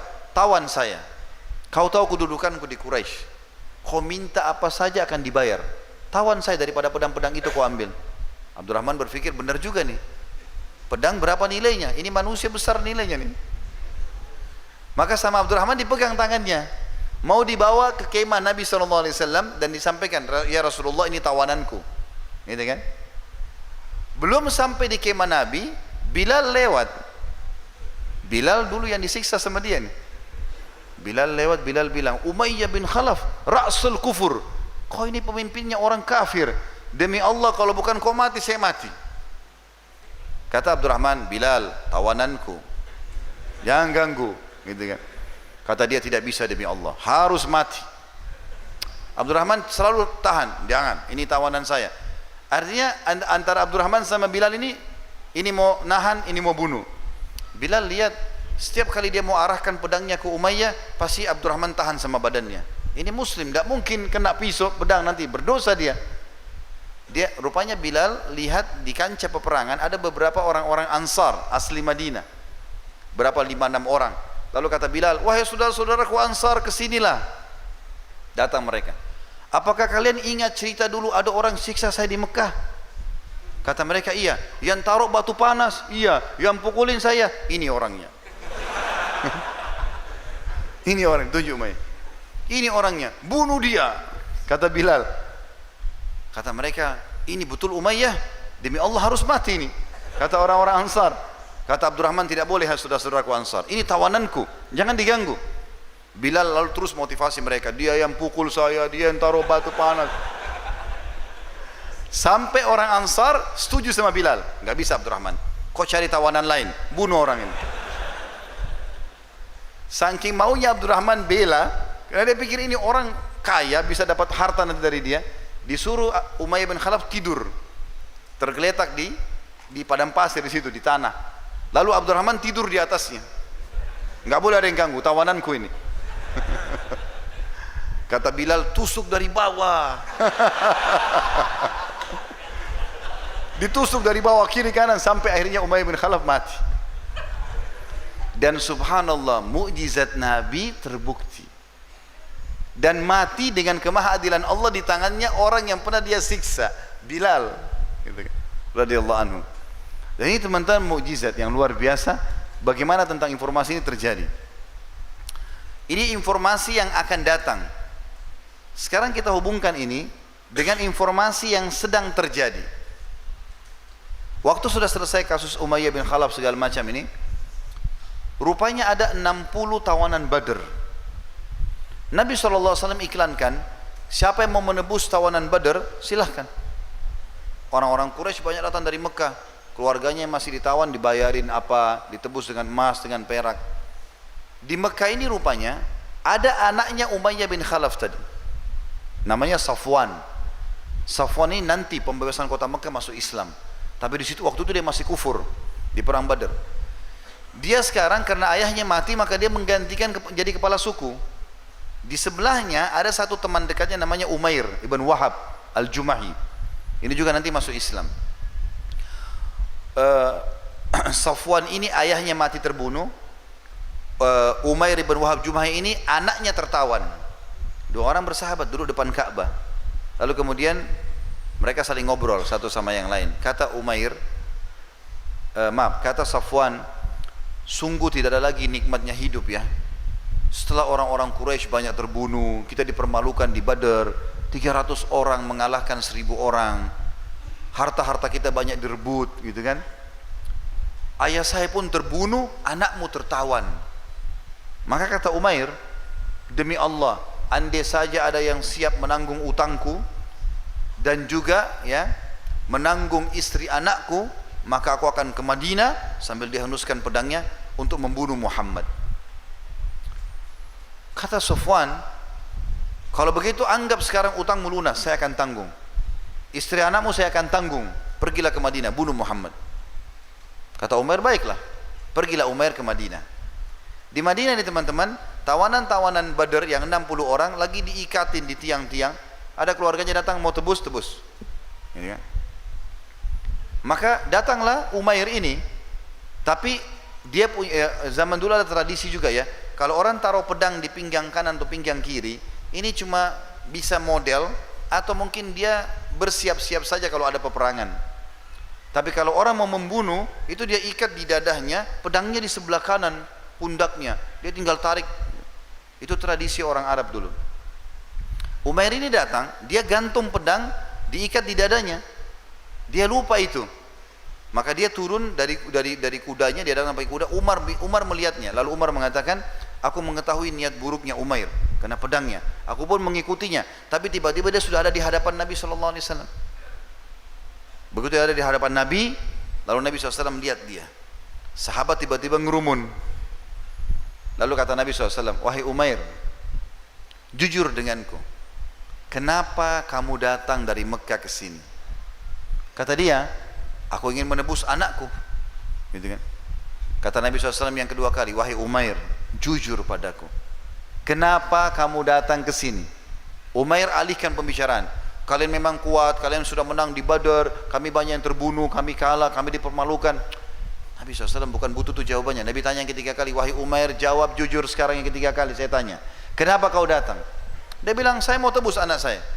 Kata Nabi SAW, wahai Umair, bukankah kau duduk di depan Ka'bah bersama Safwan beberapa hari yang lalu? Ini kasusnya 2-3 hari yang lalu, waktu dia pertama belum tinggalkan Mekah.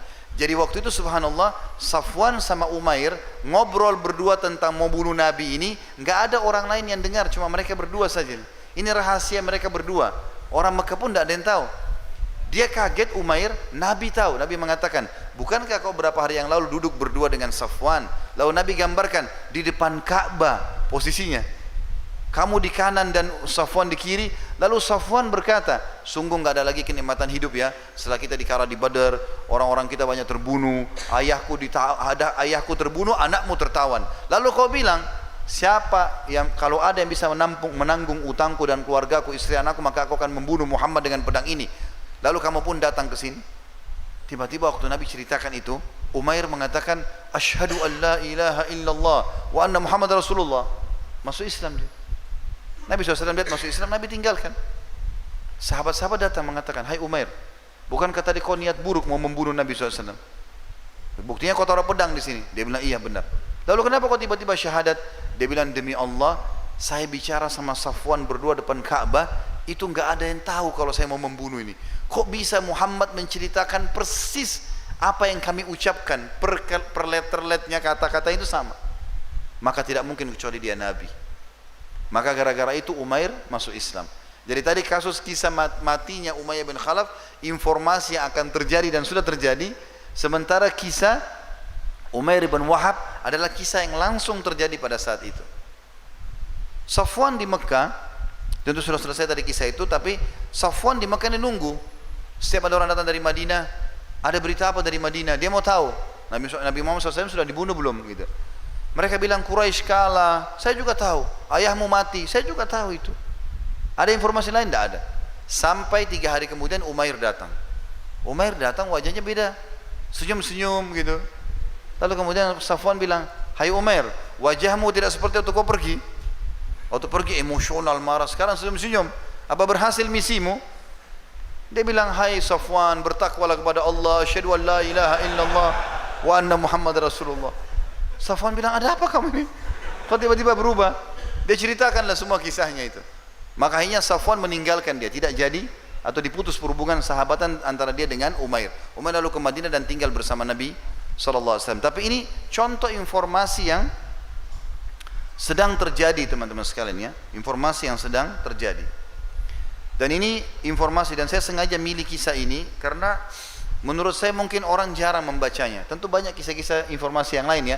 Seperti misalnya kisah informasi Mujahid itu tentang umat sebelum kita. Itu juga informasi. Dan sudah sering kita dengar kisah para nabi-nabi, ada surah Yusuf, surah Ibrahim, surah Yunus gitu kan. Informasi yang sedang terjadi juga banyak. Nabi SAW informasikan tentang akan menang di Khaybar, akan menang di sini, akan menang di Badar. Itu ada. Tapi informasi seperti ini masih jarang orang baca. Padahal ini dalam riwayat Sahih, riwayat Bukhari.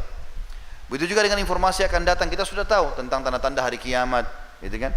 Itu juga sudah disampaikan oleh Nabi alaihi salatu wassalam. Kisah yang lain juga yang unik teman-teman tentang masalah informasi ini adalah kisah Nabi SAW di perang Khaybar. Saya cukupkan dengan contoh 3 ini saja. Kisah tadi terbunuhnya Umayyah bin Khalaf, kisah masuk Islamnya Umair bin Wahab al-Jumahi, dan juga kisah Yahudi ini. Waktu Nabi SAW menyerang Khaybar di tahun 7 Hijriah setelah kesepakatan Hudaybiyah, Nabi SAW menang waktu itu. Setelah menang sekian puluh hari mengepung benteng Khaybar, 9 benteng Yahudi semua ditaklukkan oleh Nabi SAW. Maka orang-orang Yahudi menyerahkan diri. Mereka sekarang jadi tawanan perang, jadi budaknya kaum muslimin. Seluruh harta mereka jadi harta muslimin, karena mereka diajak masuk Islam tidak mau, diajak bayar upeti nggak mau. Maka terjadi peperangan dan mereka kalah. Pada saat itu orang-orang Yahudi membuatkan masakan untuk Nabi SAW dengan alasan, datanglah seorang pimpinan yang mengatakan, kami mengaku kalah hai Muhammad, dan sebagai bentuk ketundukan kami akan memberikan kepada anda dan pasukan anda makanan. Kata Nabi SAW, melakukanlah, masaklah mereka. Ternyata ada satu wanita di situ yang memang sudah diatur dengan pendeta-pendeta Yahudi untuk meracuni makanan Nabi SAW. Dan mereka tahu betul Nabi SAW sangat gemar dengan paha kambing. Maka nampan yang pertama, ya, yang paling depan yang diangkat oleh orang Yahudi banyak ini, karena ini ada 1.400 pasukan Muslim, itu dibawa sekian ratus nampan, gitu kan? Yang paling depan itu ada paha kambing, yang lain tidak ada paha kambing, dan itu yang diracuni oleh orang-orang Yahudi. Para sahabat itu lihat nampan ini datang, roti gandum banyak, mewah, ada makanannya pakai za'faran, bumbu-bumbu banyak. Mereka lihat paha kambing, Nabi paling gemar, antar ke Nabi dulu. Diantarlah ke Nabi, sampai semua nampan itu ditaruh, pasukan semua muslimin duduk mau makan, mereka tunggu Nabi SAW makan. Nabi mulailah dengan mencuil sedikit makanan tersebut, kemudian memasukkan ke mulut beliau. Begitu masuk ke mulut beliau, sahabat ini kebetulan sudah 3 hari kelaparan. Mereka lihat makanan, mereka pun makan. Baru saja mereka cuil makanan tersebut mau masuk ke mulutnya, kata Nabi SAW dalam hadis Bukhari, kuffu aidiyakum, tahan tangan kalian. Ada sahabat yang mengatakan, ya Rasulullah, lapar 3 hari nggak makan. Kata Nabi SAW, kuffu aidiyakum, tahan tangan kalian, jangan ada yang makan nih. Sahabat bingung, kenapa kok gitu.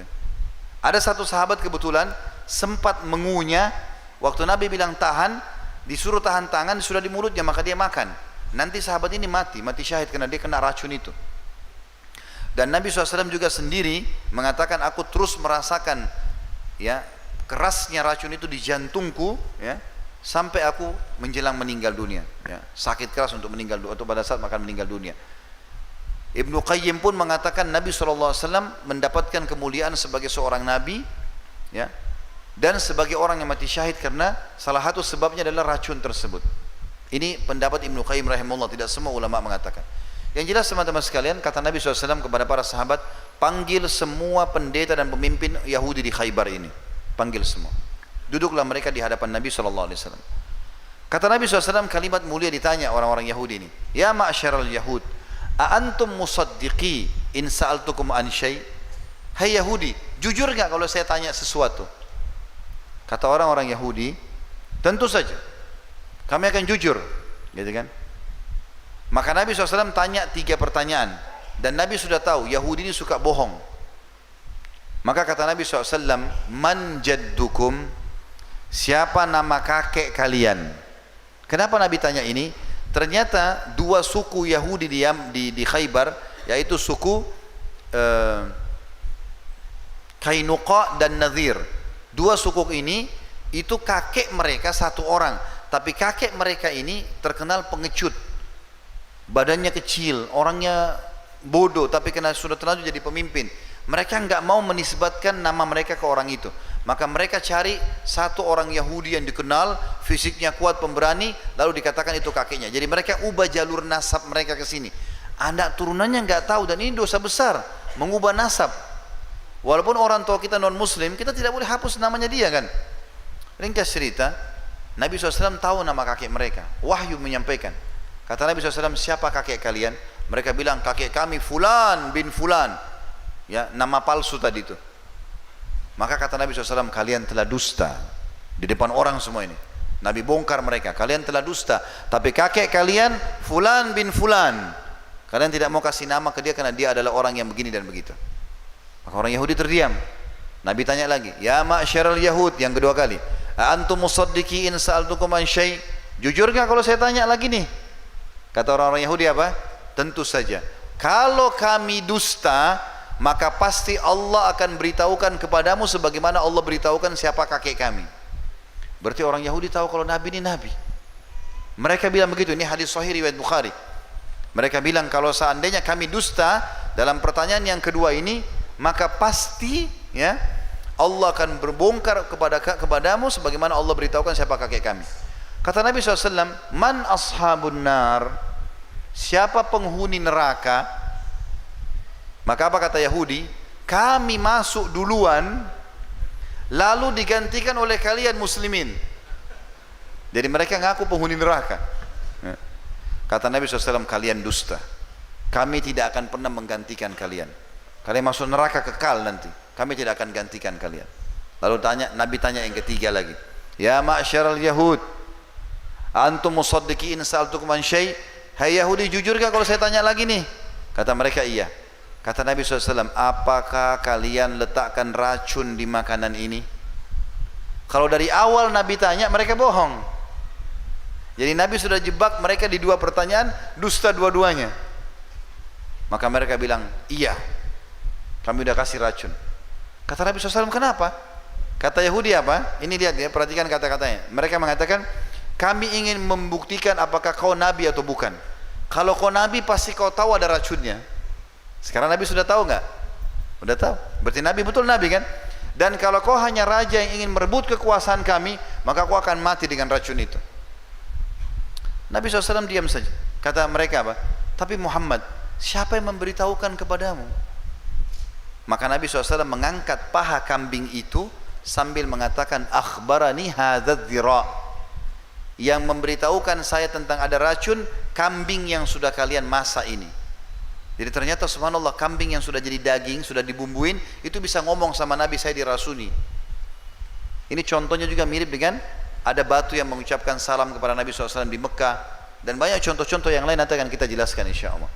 Dan ini tentang mukjizat yang pertama, informasi dari Nabi SAW. Tapi perlu kita garis bawahi teman-teman, ada hal yang penting di sini yang saya ingin titik beratkan. Semua yang Nabi SAW miliki adalah mukjizat dari Allah yang maha perkasa dan maha kuat, dan bukan berarti beliau SAW mengetahui hal yang gaib dengan sendirinya. Ini perlu digarisbawahi. Allah menyebutkan dalam Al-Quran surah Jin, surah nomor 72 ayat 26, a'udzubillahi minasyaitonir rajim, alimul ghaibi fala yuzhiru ala ghaibihi ahada. Dialah Allah Tuhan yang mengetahui semua yang gaib, dan dia tidak memperlihatkan kepada seorang pun tentang gaib itu. Bahkan Nabi Muhammad SAW seringkali kalau ada sahabat yang bertanya wahyu, hukum, kalau wahyu belum turun beliau diam, nunggu dulu wahyu datang baru beliau sampaikan SAW. Jadi Nabi sendiri tidak tahu hal gaib. Dalam ayat lain surah Al-An'am surah nomor 6 ayat 59, Allah berfirman, a'udzubillahi minasyaitonir rajim, wa indahu mafatihul ghaibi la ya'lamuha illa hu wa ya'lamu ma fil barri wal bahr wa ma tasqutu min waraqatin illa ya'lamuha wa la habatin fi dhulumatil ardi wa la ratbin wa la yabisin illa fi kitabim mubin. Dan di sisi Allah lah kunci-kunci semua yang gaib, tidak ada yang mengetahuinya kecuali dia sendiri, dan dia mengetahui apa yang di daratan dan di lautan, dan tidak ada sehelai daun pun yang gugur melainkan dia Allah mengetahuinya, dan tidak jatuh sebutir biji pun dalam kegelapan bumi, dan tidak suatu yang basah atau kering melainkan sudah tercatat di Lauhil Mahfud. Juga dalam surah Al-An'am surah nomor 6 ayat 5 ayat 50 Allah berfirman, a'udzubillahi minasyaitonir rajim, qul la aqulu lakum indi khazainullahi wa la a'lamul ghaiba wa la aqulu lakum inni malak in attabi'u illa ma yuha ilayya qul hal yastawil a'ma wal basir afala tatafakkarun. Katakanlah hai Muhammad kepada umatmu, aku tidak mengatakan kepada kalian bahwa perbendaharaan Allah ada padaku. Aku enggak tahu apa-apa nih, ya.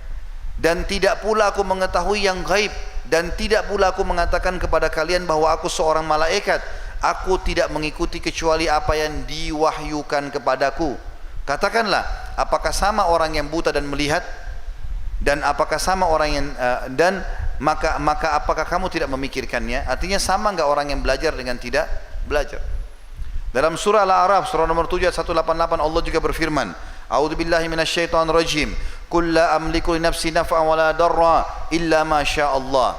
Qul la amliku li nafsi naf'an wa la darran illa ma syaa Allah.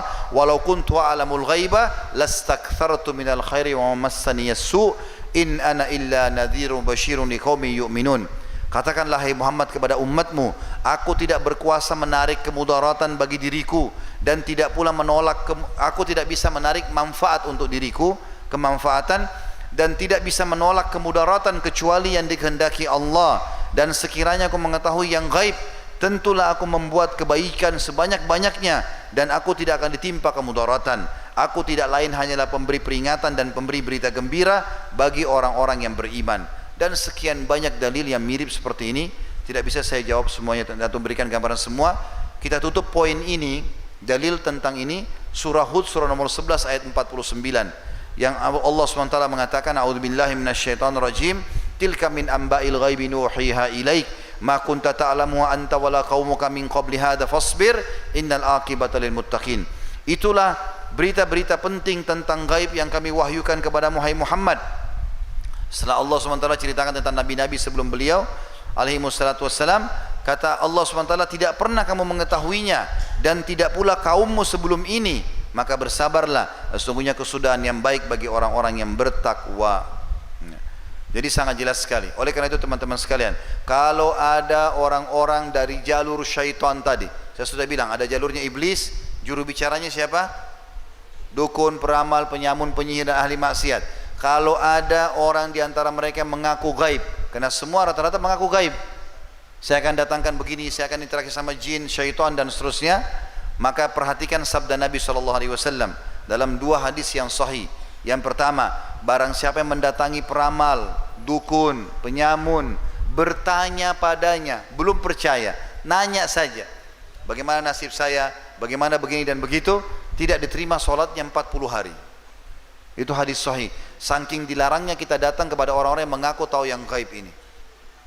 Hadis yang lain sahih juga, kata Nabi SAW, siapa yang mendatangi dukun, peramal, penyamun, penyihir, bertanya dan percaya, tadi belum percaya yang pertama, ini percaya, oh iya benar nih, ini nasib saya di garis tangan begini, oh alis saya begini dan seterusnya, maka dia telah kufur kepada apa yang diturunkan kepada Muhammad SAW. Jadi artinya Nabi SAW melarang kita, jangan ya, minta kepada Allah SWT, saya pun tidak tahu yang gaib. Seperti itulah. Baik, sekarang kita masuk teman-teman, itu tadi mukjizat yang berhubungan dengan masalah informasi. Sekarang mukjizat yang kedua, yaitu mukjizat, insya Allah kita tutup dengan ini ya, mukjizat yang kedua ini, mukjizat yang dalam bentuk perbuatan nyata, nampak depan mata. Kemudian juga kita akan sampaikan nanti penutupan tentang hak Nabi Muhammad SAW. Mukjizat yang paling besar yang seluruh dunia bisa menyaksikan pada zaman beliau dan sekarang terbukti secara ilmiah adalah pembelahan bulan. Bulan terbelah ya. Jadi bulan yang sering kita lihat malam hari teman-teman pernah dibelah oleh Nabi Muhammad SAW dengan jari beliau. Itu Allah ceritakan dalam surah, diberikan nama dengan surah Al-Qamar. Al-Qamar artinya bulan. Surah nomor 54 dalam Al-Quran, ayat 1 sampai ayat 3. Bunyinya, A'udzubillahi minasyaitonirrajim. Iqtarabatis sa'atu wa insyaqqal qamar. Sungguh telah dekat kiamat dan benar-benar bulan telah terbelah. Wa in yarau ayatan yu'ridu wa yaqulu sihrun mustamir. Kalau saja mereka orang-orang musyrik Mekah melihat mukjizat ya pada diri Muhammad SAW ini, mereka berpaling dan berkata ini sihir yang terus-menerus dipertunjukkan. Di ayat 3-nya, wa kadzdzabu wattaba'u ahwa'ahum wa kullu amrin mustaqir. Lalu mereka mendustakan Nabi SAW dan mengikuti hawa nafsu mereka, sedang tiap-tiap urusan telah ada ketetapannya. Jadi kisahnya begini. Nabi Muhammad SAW pernah teman-teman sekalian lagi tawaf di Ka'bah di zaman fase Mekah dulu, belum hijrah ke Madinah, belum ada kekuatan umat Islam waktu itu. Maka yang terjadi adalah waktu itu lagi pertengahan bulan, bulan lagi purnama, terang sekali. Ini biasanya terjadi di tanggal 13, 14, 15 dari bulan Hijriah. Itu kita sunnahnya puasa dikenal dengan puasa Ayyamul Bid, ya. Itu biasanya bulan terang. Maka orang-orang Quraisy sepakat ingin mempermalukan Nabi SAW, bukan ingin mendapatkan mukjizat, ya, tapi ingin mempermalukan Nabi SAW. Maka ada satu orang berdiri lalu berkata, "Hai Muhammad, apa kau mau kami beriman?" Kata Nabi SAW, "Iya." Lalu mereka bilang, "Apa kau lihat bulan itu?" Kata Nabi SAW, "Iya." "Belah bulan itu buat kami." Tentu ini teman-teman tidak masuk di akal. Pohon disuruh tebang, gunung mungkin diretakin, mungkin. Bulan dijamai sama tangan gak bisa, bagaimana caranya dibelah? Mustahil. Tujuan mereka bukan minta mukjizat supaya itu kalaupun terjadi mereka beriman, tidak. Ini mirip dengan perilaku pengikutnya Nabi Saleh, ya. Pada saat mereka minta dikeluarkan dari gunung unta, nggak mungkin. Tapi Nabi Saleh bilang, kalau saya minta sama Allah apa yang kalian minta itu betul-betul dari gunung batu ini keluar unta betina, plus lagi unta itu harus bisa berikan susu seluruh negeri pada saat itu, apakah kalian akan beriman? Kata mereka, tentu saja. Maka beliau pun berdoa, lalu betul-betul gunung terbelah, keluar unta, dan unta itu seperti yang mereka minta. Tapi Allah mengatakan fa'akarun naqa wa atan amir rabbihim, mereka bunuh unta itu, lalu mereka berhak untuk mendapatkan siksa Tuhan mereka karena mereka bermaksiat. Maka sama dengan itu, Nabi Muhammad SAW menghadap ke mereka lalu balik menantang sambil mengatakan, apakah kalau Allah mengizinkan aku membelah bulan buat kalian ini, kalian akan beriman? Kata mereka, tentu saja. Kau belah bulan, kami beriman. Maka kata para sahabat, diantaranya riwayat Sahih riwayat Bukhari, Abdullah bin Mas'ud berkata, kami telah menyaksikan bulan di Mekah terbelah menjadi dua bahagian sebelum hijrah Nabi SAW ke Madinah. Sebelah bulan di Bukit Abi Kubais, sebelah bulan potongannya di Bukit Abi Kubais, sebelah lagi di Gunung As-Suwaida. Jadi Ka'bah itu dihimpit dua gunung besar. Jadi bulan terbelah dua menjadi dua. Riwayat lain mengatakan Nabi SAW menggaris bulan dengan jari beliau, maka terbelahlah bulan menjadi dua. Jadi bukan cuma sekedar retak kemudian kelihatan dari jauh, bisa orang lihat sebagian enggak, terbelah dua lalu berpisah, satu di gunung sini, satu di gunung sini. Waktu orang Quraisy lihat ini teman-teman, apakah mereka beriman? Jawabannya tidak. Tadi Allah ceritakan dalam surah Al-Qamar ayat 2-nya, pada saat orang-orang musyrik Mekah melihat mukjizat itu, mereka berpaling lalu mereka mengatakan sihir terus menerus. Artinya mereka bilang, dalam riwayat sahih mereka mengatakan, sungguh sihirnya Muhammad tambah hebat, bisa belah bulan. Untuk membuktikan kalau ini sihir, kita tanyakan kepada orang-orang Quraisy yang masih ada di luar Mekah, yang akan datang dari perniagaan. Setiap datang kita tanya, kalau memang mereka lihat juga bulan di sana terbelah, berarti betul mukjizat. Tapi kalau mereka tidak lihat, berarti Muhammad sihir mata kita nih. Subhanallah. Beberapa hari kemudian datang kafilah dagang Quraisy, lalu orang-orang Quraisy semua berkerumun bertanya, apakah kalian lihat terjadi sesuatu pada bulan berapa hari yang lalu? Semuanya mengatakan, iya, kami melihat bulan terbelah. Semuanya. Apa yang terjadi? Apakah mereka beriman? Tidak juga. Mereka mengatakan, sungguh sihir Muhammad menguasai dunia. Tetap sihir. Padahal sudah jelas. Dan subhanallah, saya pernah punya di laptop saya, cuma sekarang sudah terhapus fotonya. Mungkin teman-teman bisa ketik di Google, tinggal foto bulan, ya, terbelah, atau ada judul bulan terbelah. Jadi saya punya fotonya, dan ada secara ilmiah diambil dari satelit. Itu ternyata di tengah-tengah bulan ditemukan oleh para ilmuwan ada garis, itu seperti retakan, yang benda pernah retak terbagi dua lalu tersatukan lagi. Dan itu secara ilmiah mereka mengatakan ini menandakan bulan pernah terbelah dua, tapi entah kapan, kata orang-orang non-muslim, para peneliti. Yang jelas ini pernah terjadi, dan bukan mustahil bulan bisa terbelah lagi yang kedua kalinya. Kita umat Islam turun surah nomor 54 Al-Qamar. Hadis Bukhari menjelaskan ternyata itu dibelah oleh jari Nabi SAW. Ini mukjizat luar biasa. Yang kedua, kuasa Nabi SAW terhadap awan, ya. Jadi pernah satu hari dalam hadis Bukhari juga, Nabi SAW lagi khutbah Jumat. Lagi khutbah Jumat, kita tahu kalau khutbah Jumat teman-teman laki-laki tahu, lagi hening, orang lagi dengar, ada juga sebagian yang tidur, ya. Tapi yang jelas pada saat lagi khutbah biasanya orang hening gitu kan. Maka ada satu sahabat datang dari luar masjid teriak-teriak, "Ya Rasulullah, ya Rasulullah." Orang semua balik ke arah orang ini. Khutbah Jumat teriak-teriak ngapain ini? Ternyata orang ini punya hajat penting ini. Ada sesuatu yang dia inginkan. Lalu Nabi SAW mengatakan, "Malak, kenapa kamu?" Dia bilang, "Ya Rasulullah, terputus jalan-jalan kami. Ya, retak semua jalan-jalan. Ya, karena panasnya ini, kemarau. Mati hewan-hewan kami. Ya, juga rusak semua tanaman kami. Enggak ada air. Mumpung anda di mimbar ya Rasulullah, makna kalimatnya mintalah kepada Allah agar Allah turunkan hujan." Seperti itulah.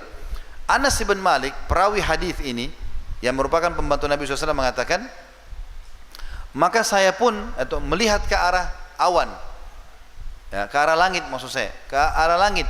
Tidak ada awan sedikit pun. Kalau tidak ada awan tidak turun hujan. Turun hujan karena ada awan menggumpal, karena turun dari awan itu kan. Langit seperti kaca. Tapi Nabi SAW tiba-tiba menunjuk ke langit sambil mengatakan 2 kali, Allahumma agithna, Allahumma agithna.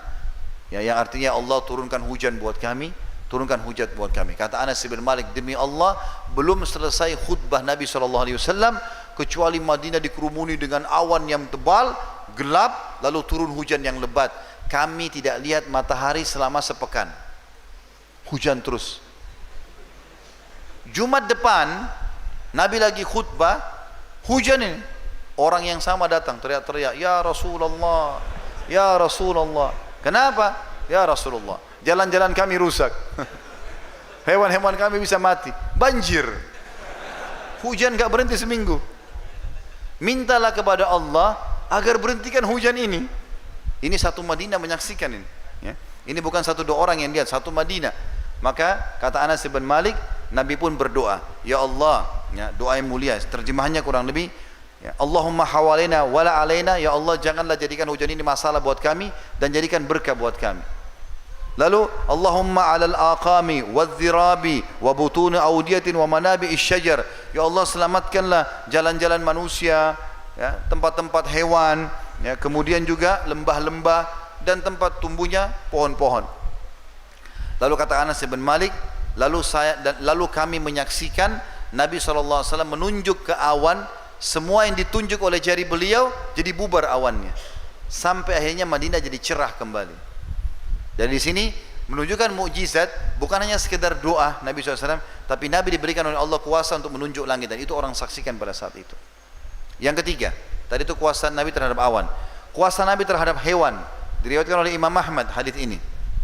Ada yang menghasankan riwayat ini, bahwasanya Jabir bin Abdullah berkata radhiyallahu anhu, pernah satu kali kami pulang dari satu perjalanan dengan Nabi SAW, lalu kami melewati suku Najjar. Suku Najjar ini kebetulan tinggal